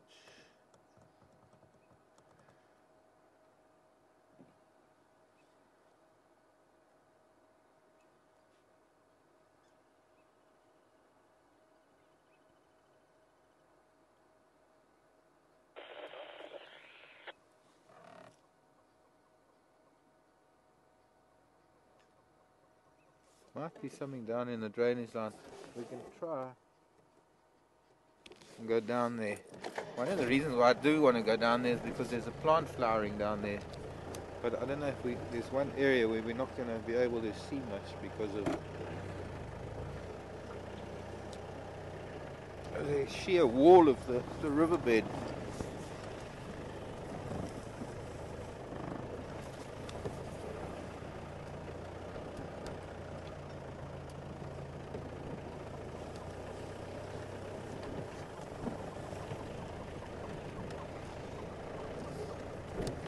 D&J, anybody ever go over the roads and clean up the scrub and branches on the roads? Yes, they do actually. Obviously they've missed a couple of roads. In fact, just recently there have been some guys out with what we call pangas. Here come some geese. Machetes. Clearing the way, clearing branches and things.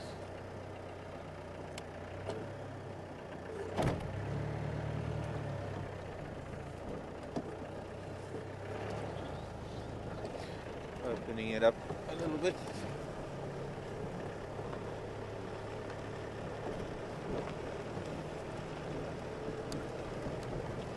Those two geese that just flew over different geese. The three are still here.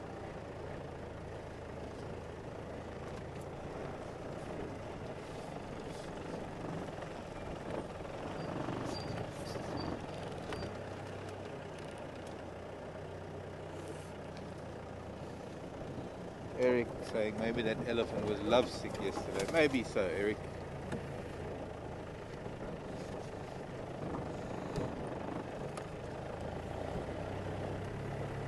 See how far we can get up the drainage line.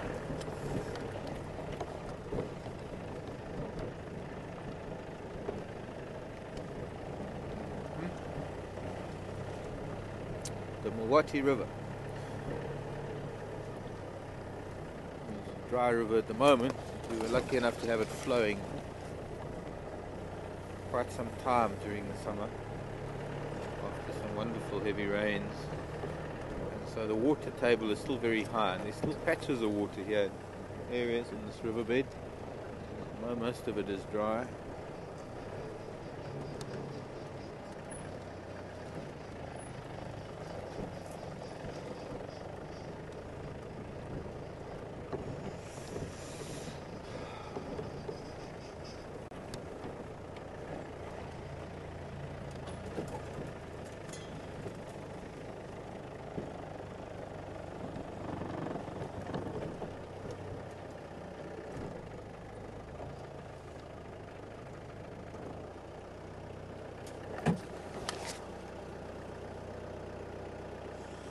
Where the leopard went up this pathway.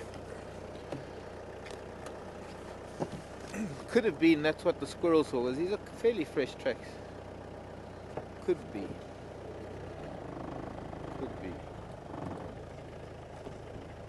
I think I once drove the Jigger up there, but there's been a lot more erosion since. Maybe I'm wrong. Anyway. That would eventually bring this cat out onto maybe Mumba Road.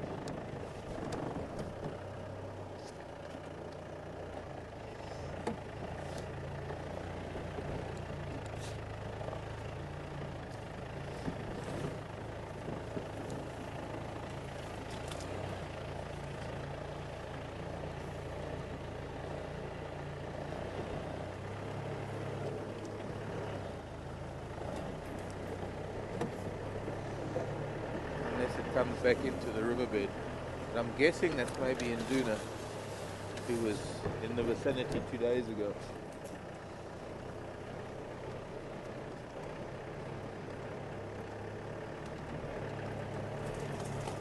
The road's still quite a distance away.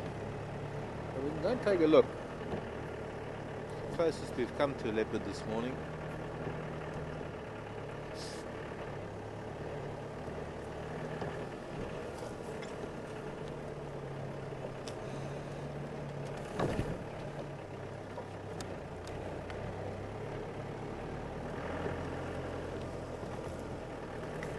This is the section that we might lose you might lose us briefly.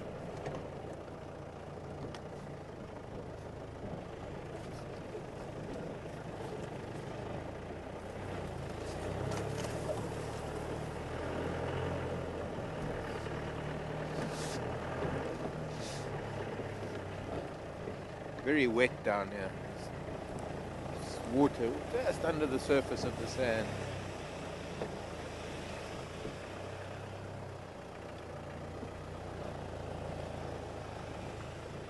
A lot of leopard tracks up and down. Leopard have been busy here. Probably because the drives don't come down here much. Now, look for a red flower.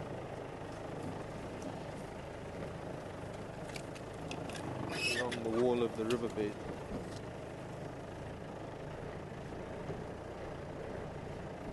This is the end of the flowering period for this particular flower. Flowering about a month earlier than it did last year. Maybe because of all the water that's been around.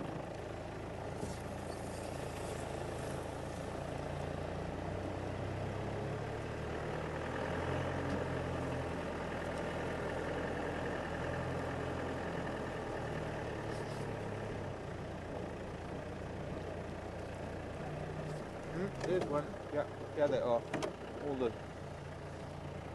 There's a nice one. There.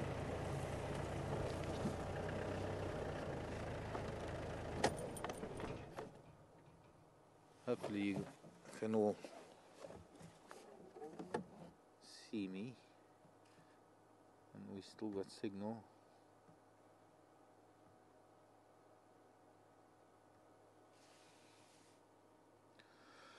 Been a while since I've been able to stop for a flower for the ladies. One of the loveliest at this time of the year, the Coral Senecio. And one of my first winter here, I found a plant that had been uprooted And we've still got it in camp. In fact, I've split it up into about 4 or 5 different plants in camp, and they've all been flowering for the last month at least.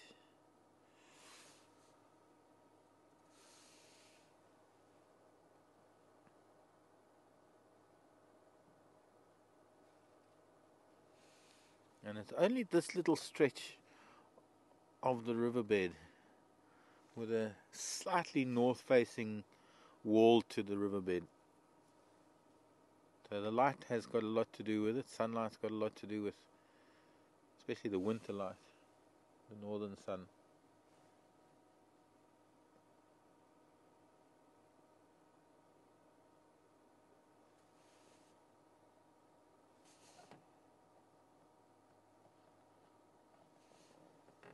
Quite a lot of it here. Okay. Kleinia fulgens, K-L-E-I-N-A, fulgens, F-U-L-G-E-N-S, that's its name. Also known as a coral Senecio. I guess it's the Senecio family.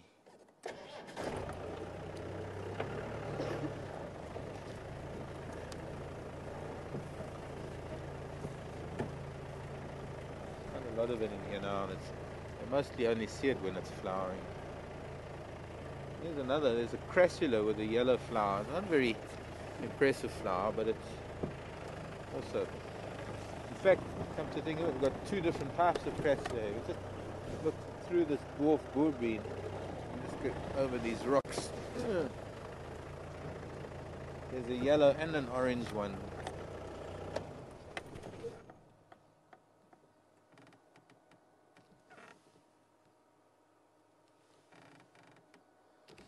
There's the yellow of the crassula. I reckon that's a crassula. And the orange and below it, the reddish one below it, might be a crassula, but it also might be a kalanchoe. Not too sure. The flowers don't open much more than that, so there's not easy.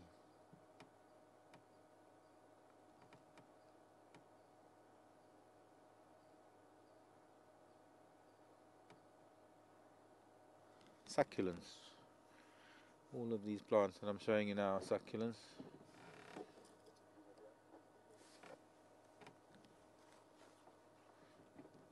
Let's continue. I'm glad that we get signal down here now. Might have something to do with getting into the dry season.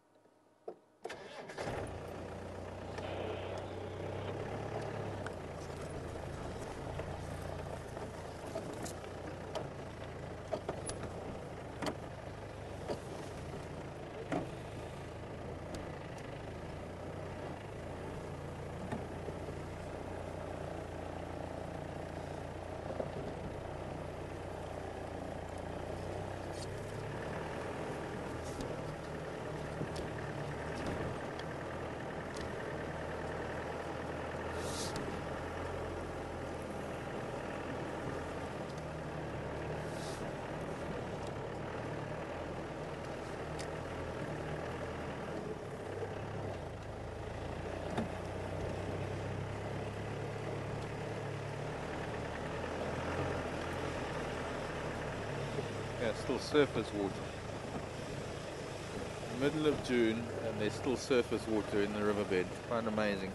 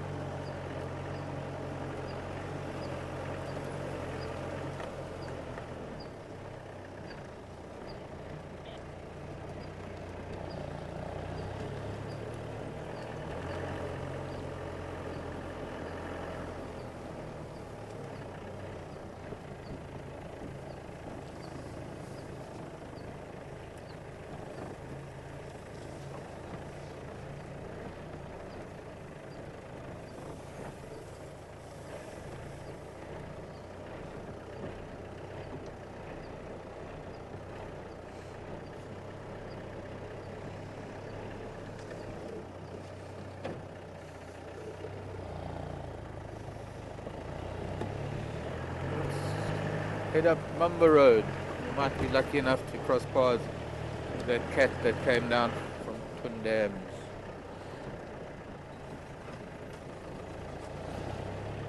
If you made it through this far to this road.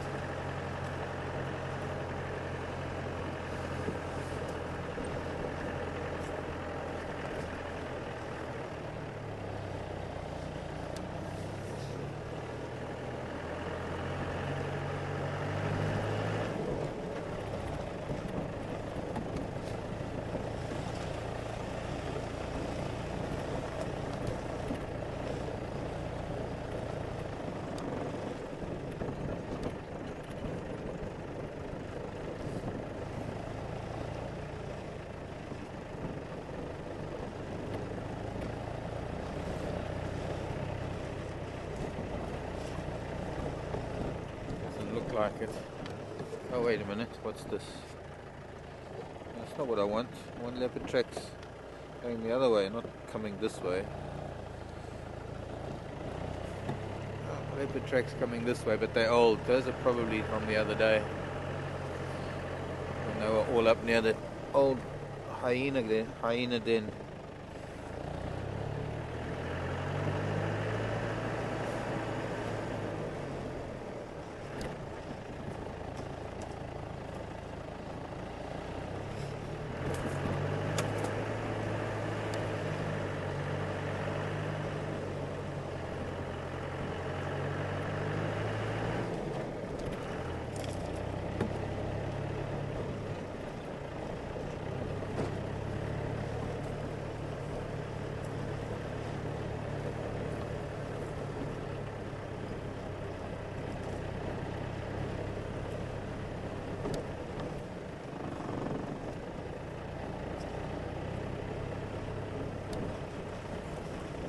Kudu in the road.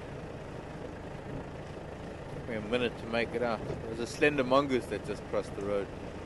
And I just saw that big shape of the kudu cow standing there. Took me a minute to figure out what it was, because there's the calf now. The calf was standing with her. It looked like one big animal.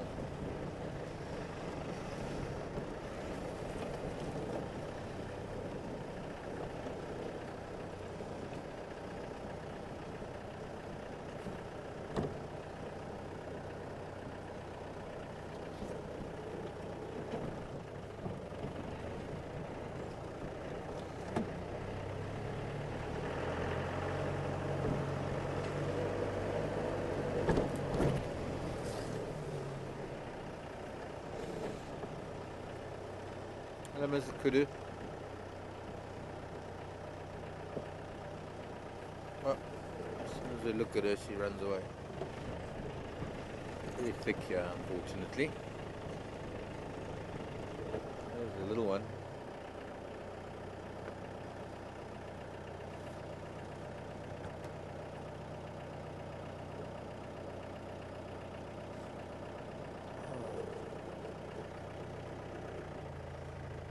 Bye-bye, Kudu.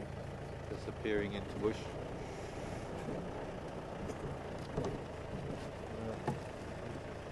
Literally disappearing from view.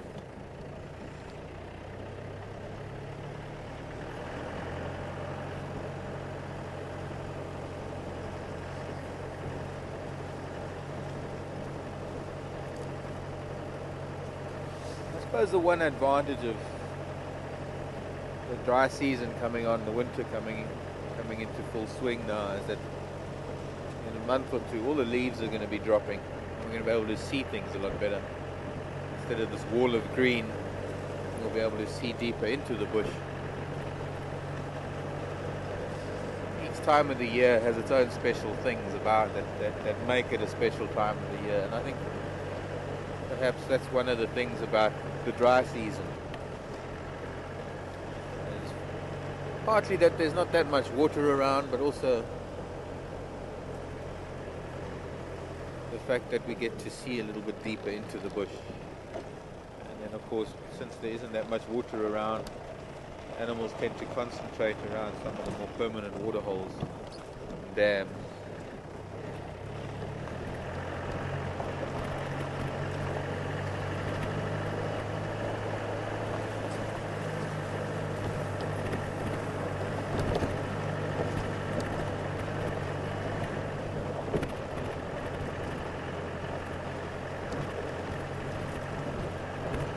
There's never really a best time of the year, because every time and every season, every month has its moments. It's nature. Nature's a 24-hour, 365 days a year kind of thing. So there's not really that much that stands out at any one time of the year. And of course, a lot of it depends on what one wants to see when one comes on safari. And whether you can handle the extreme temperatures of summer. It does get pretty hot. Oh, that makes a difference.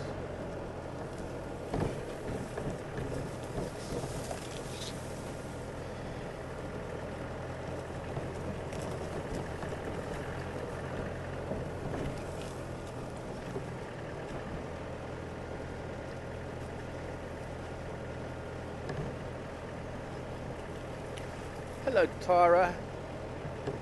Am I right in saying you're in Minnesota? Minnesota. Tara,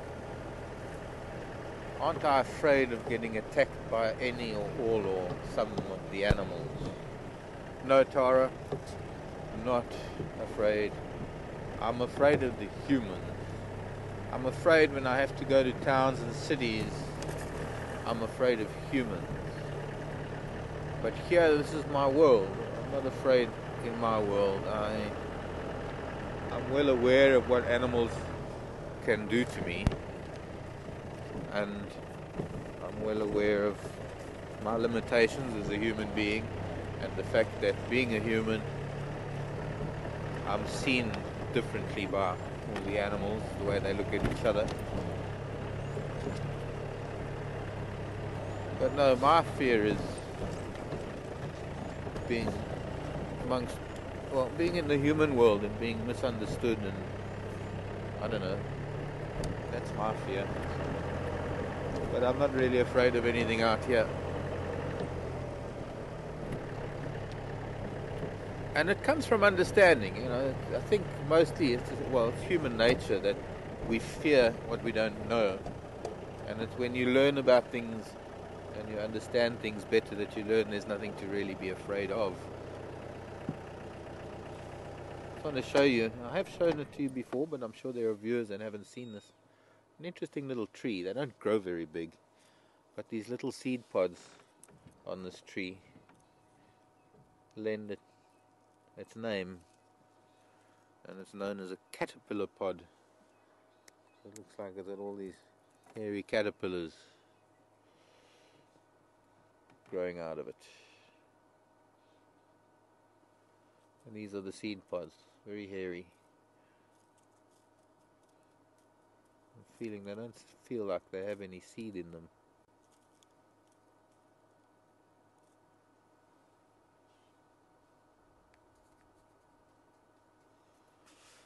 The caterpillar pod.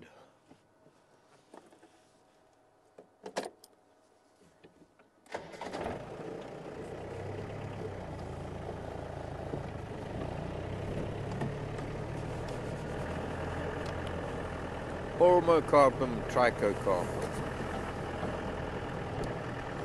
for those who wish to know its botanical name.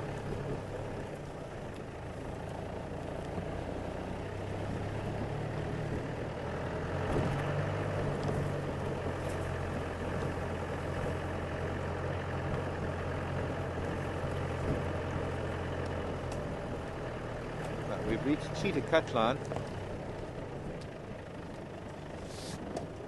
and I think we'll take a little trip towards the south before we go back north again.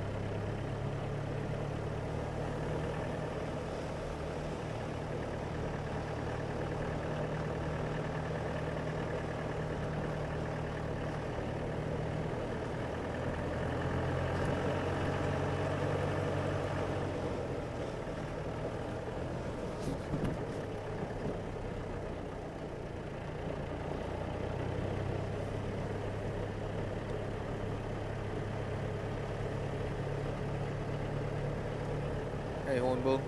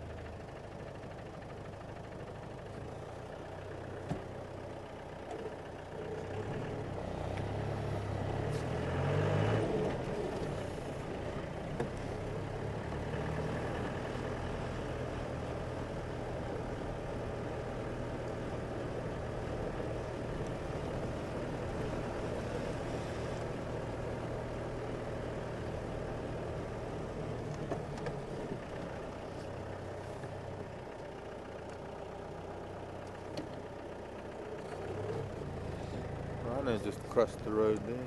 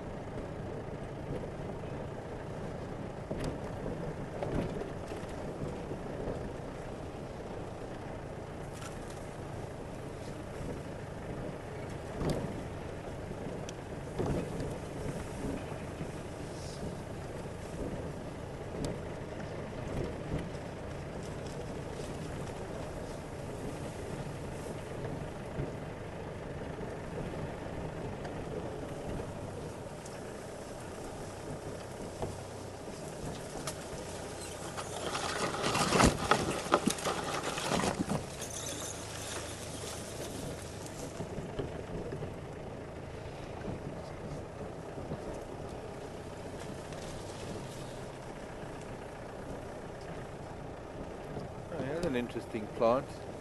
I've been seeing it flowering, or rather fruiting, in other parts of the world, well, other parts of the camp. I've been waiting to find one here. I think it's changed its name. It used to be Gomphocarpus. It's the milkweed. All the monarch butterflies that we see, that is their larval host plant, the milkweed. Poisonous plant, and I think the name has changed. So with the fluffy seed heads.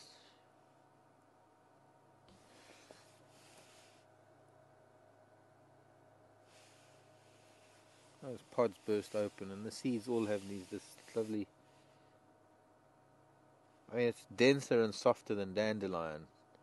But in dandelion, each little fluffy thing has a seed on it. This is one central seed. Funny enough, there goes a monarch just flying around now, just in front of us. Even this time of the year. Let me just have a closer look at the plant quickly.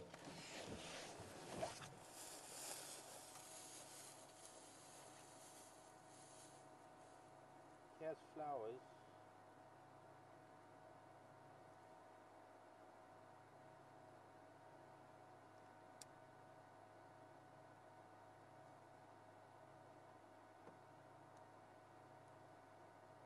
Yeah? Yeah.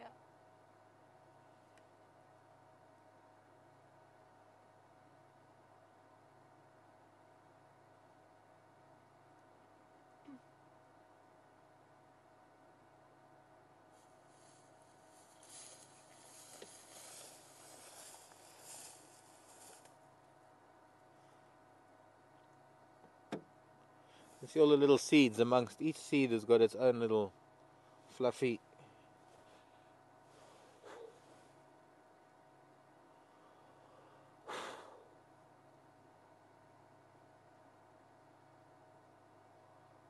Lighter than air, they just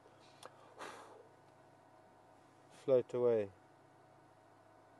Milkweed.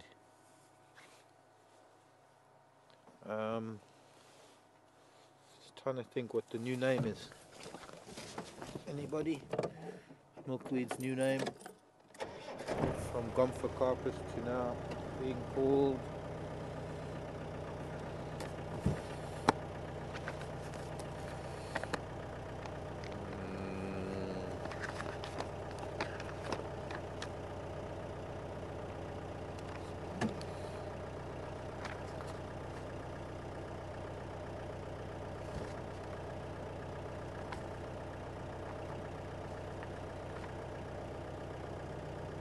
Asclepias.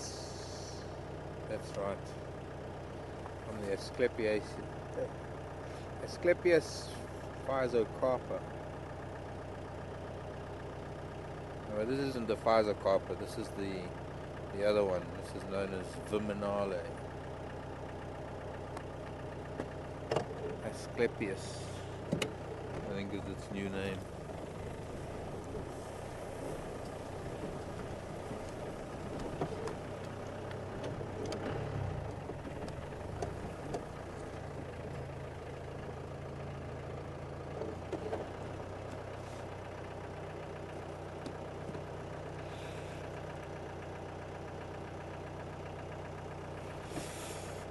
Huh. Tree stump pretending to be a big male lion. My heart skipped a beat.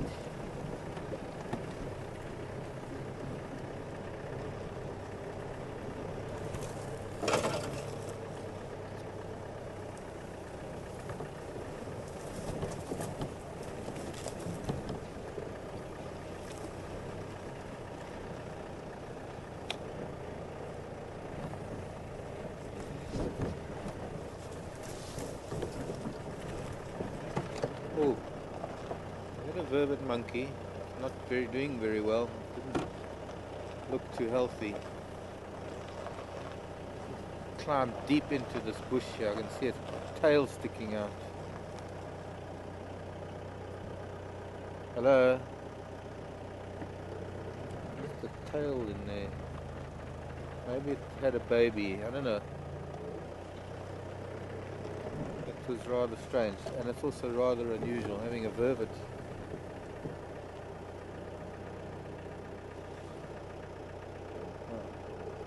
I'm a little reluctant to try and to get up and encourage it to come out of this bush. It's deep in there. You can just see the tip of its tail sticking out.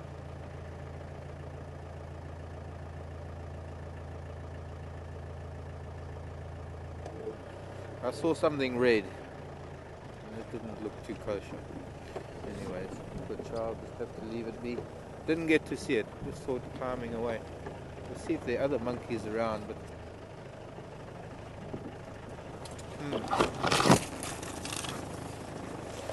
Well, this is, a lot of people might not be aware of it. This is the old hyena den. And it was around here that a lot of action happened a couple of days ago. A lot of the skulls and bones that used to lie at the entrance to this den are no longer there. And it's looking very well used. Either warthog or porcupine that's using it nowadays. If it was wishful thinking coming by here and hoping to see something, but of course 2 days ago, not likely to still be something happening here.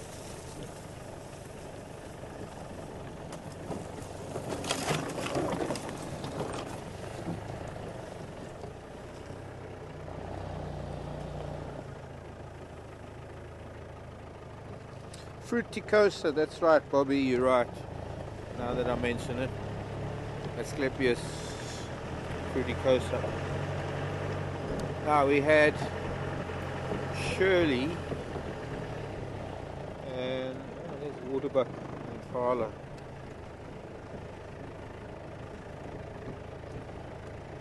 Shirley and Amber asking about snakes.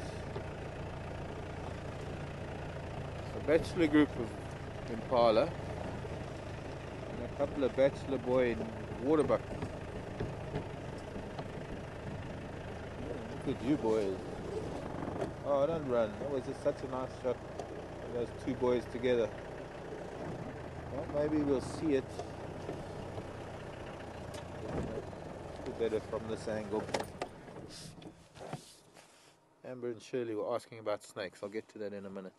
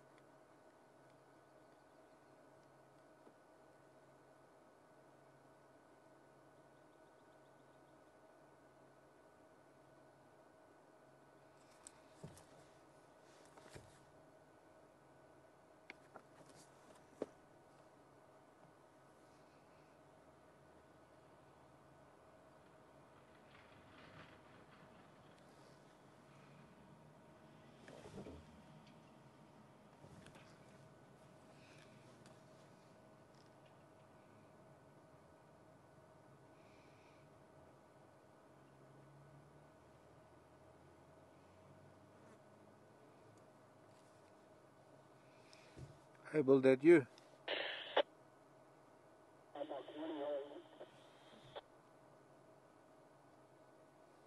You find anything this morning?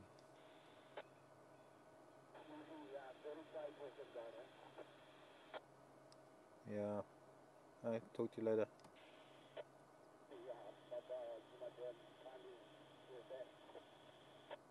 Okay. Saseka at Jumadam, which is at Cheetah Plains. Let's move up a little. We need to start getting a little closer to home. Oh, somewhat distant at the moment.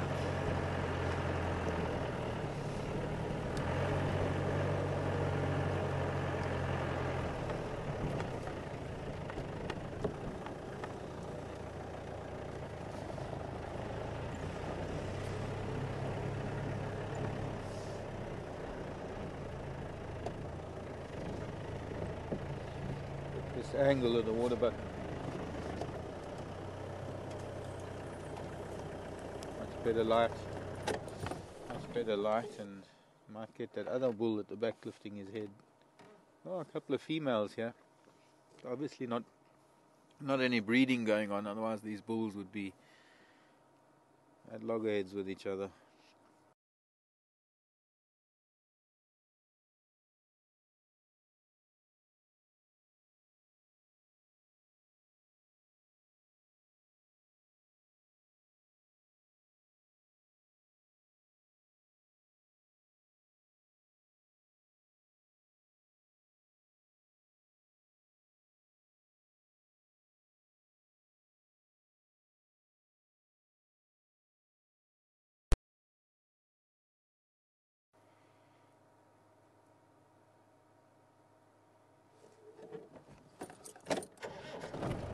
sorry.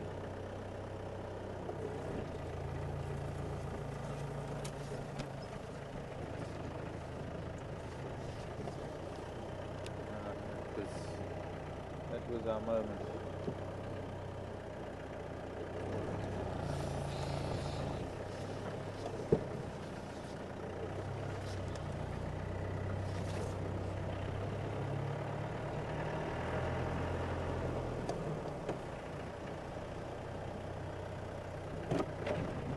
Moving away.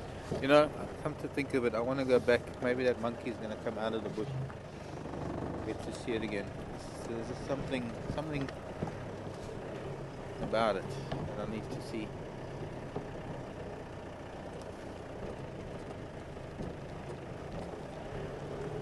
We used to have a waterbuck here with a broken horn, a big bull. I wonder if he's still around. Hello, boys and girls.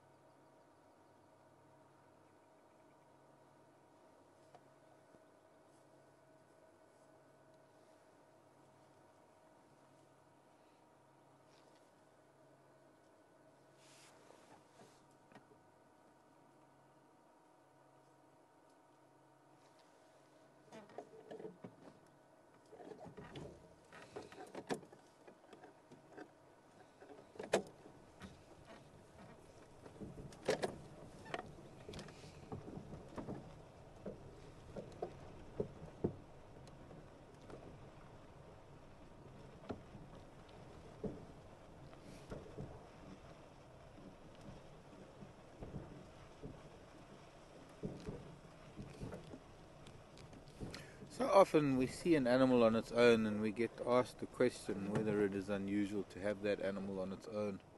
And most of the time the answer is no, it's not that unusual, because for various reasons it's not really that unusual to have most animal species, even if they are gregarious. It's not that unusual to have one on its own. But when it comes to something like a monkey, that, unless it's a big male and he's been ousted from the troop, I haven't seen any others around here.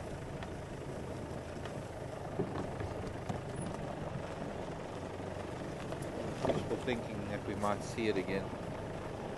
But then again, the rest of the troop might be around in the trees that we just feeding, we just can't see them. So I guess this one's made. Not seeing its tail, it might have moved on.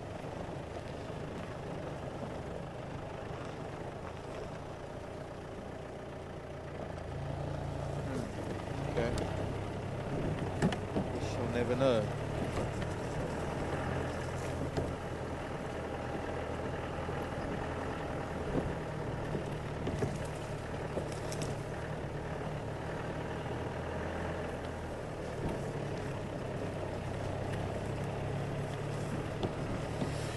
Snakes, Amber and Shirley.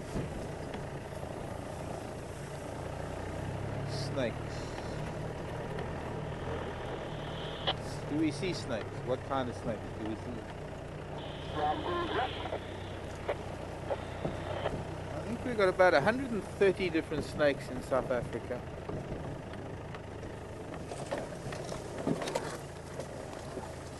Very muddy piece of wood. An elephant come through here with mud on him, scratching past that. 34 snakes in the country. 34 of the 130. It's a quarter of the snakes that we have are venomous or have fangs. And of the 130, I'd say we probably get about, I'd say we get at least maybe 40, 50 species here.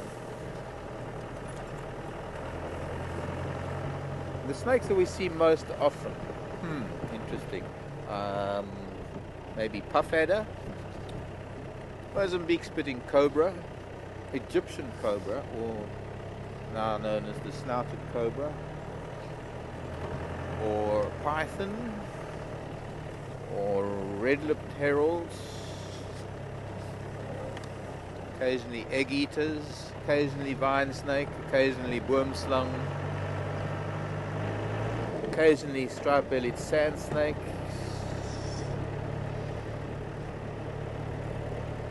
every now and then, if we're lucky, an eastern tiger snake. Sometimes you see the blind snakes when it's moist enough.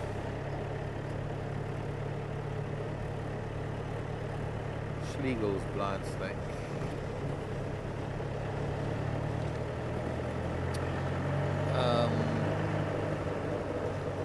I think which other common snakes we might see. Night adder, now and then. But we don't really see snakes that often, so it's not an easy question to answer because we see them so seldomly. Lilac-breasted roller complaining about something. Mugging away. Oh. Few of them. Got a lot to say this morning.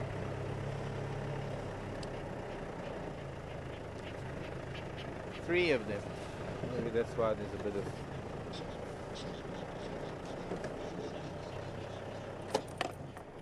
There we go. That's a unique shot. Three lilac-breasted rollers all having a conversation.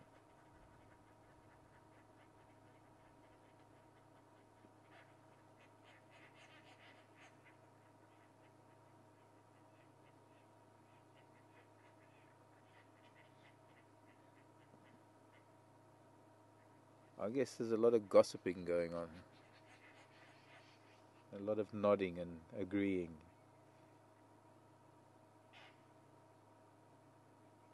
And emphatic exclamations.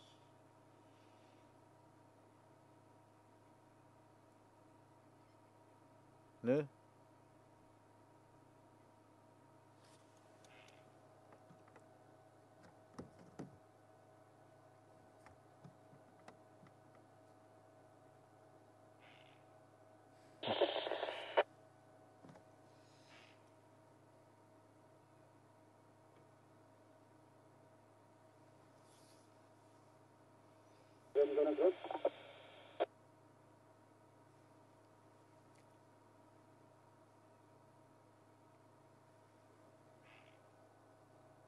Right.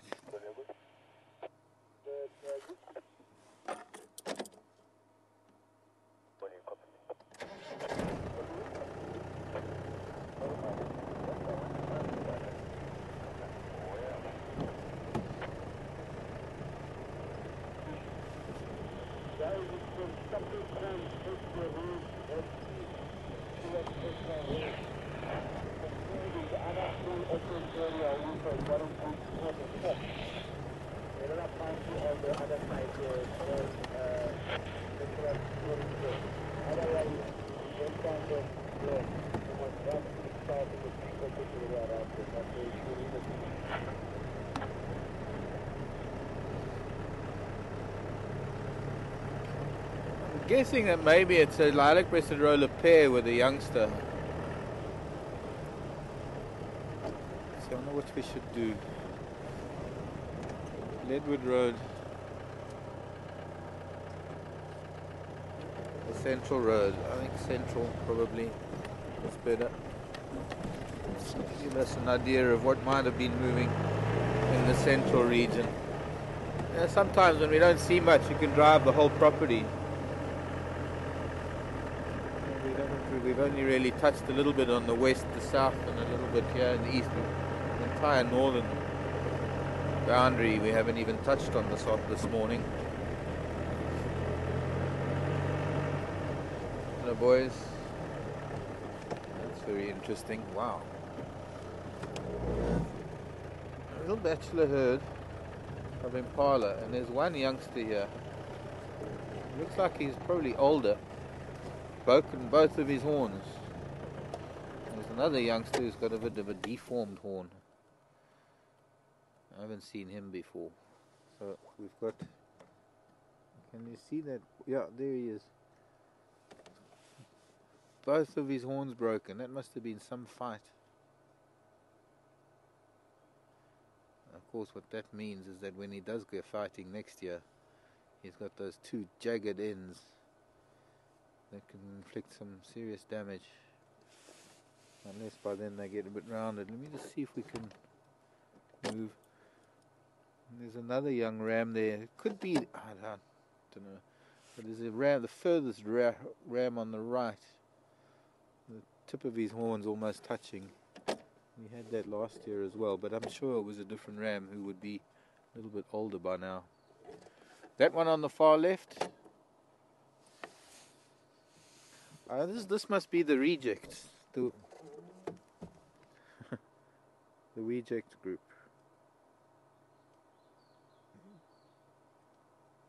Deformed tip to his horn. Guess there's been a bit of inbreeding.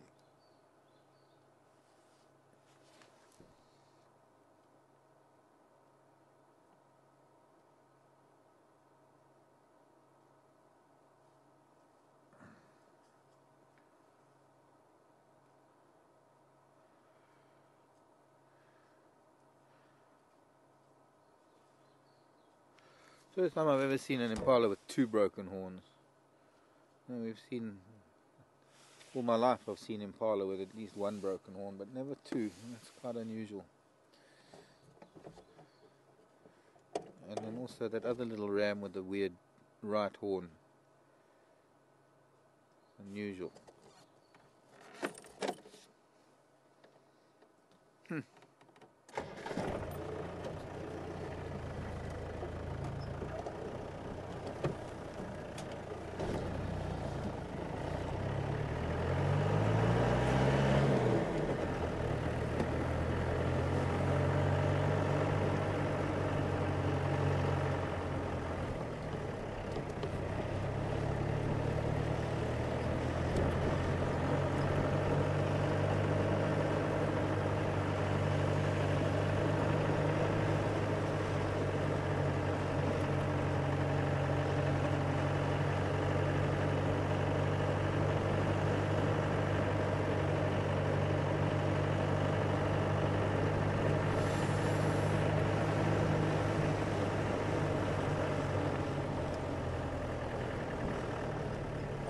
Hello, warthogs.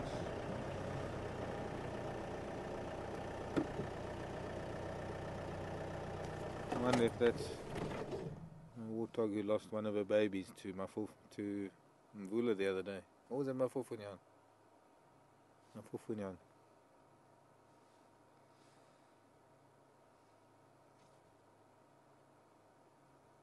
I haven't been seeing too much of warthog lately.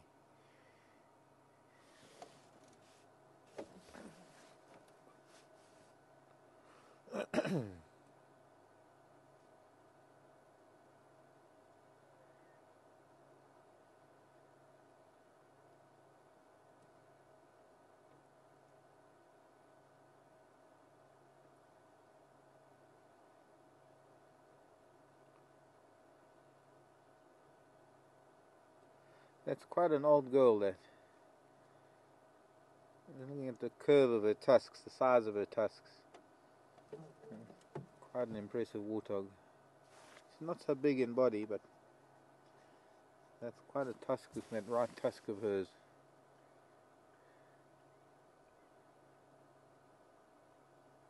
Don't recall seeing her before. I might have. I'm sure I have. But some I don't recall.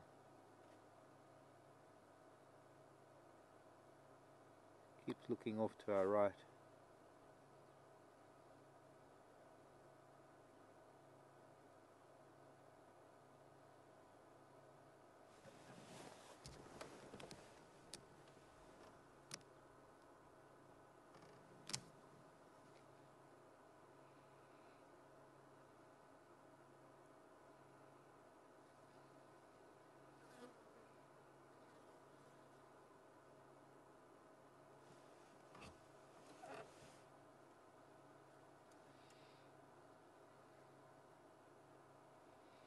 The end of our morning. Thank you very much for joining me, everyone. Been a lovely morning. Looking for things as usual. Not finding things kind of usual. But we are the only ones that have been driving around here on Western Gowrie. It's always a little bit more difficult when there aren't so many vehicles. I think the reason why the weekend was so busy animal-wise, also apart from the fact that we had so many lion here on Western Gowrie, was that there were so many vehicles. I mean, vehicles from Vuyatela, all the landowners, and all the other lodges were coming onto this part of the world because they didn't have any animals on their part of the world. And it always makes a difference when there are more vehicles out. Hopefully the lodges will get busy and we'll have the lodge vehicles out again soon.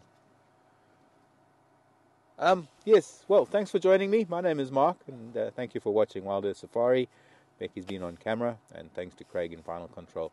Bye, everybody. We'll see you tomorrow morning. Have a good week.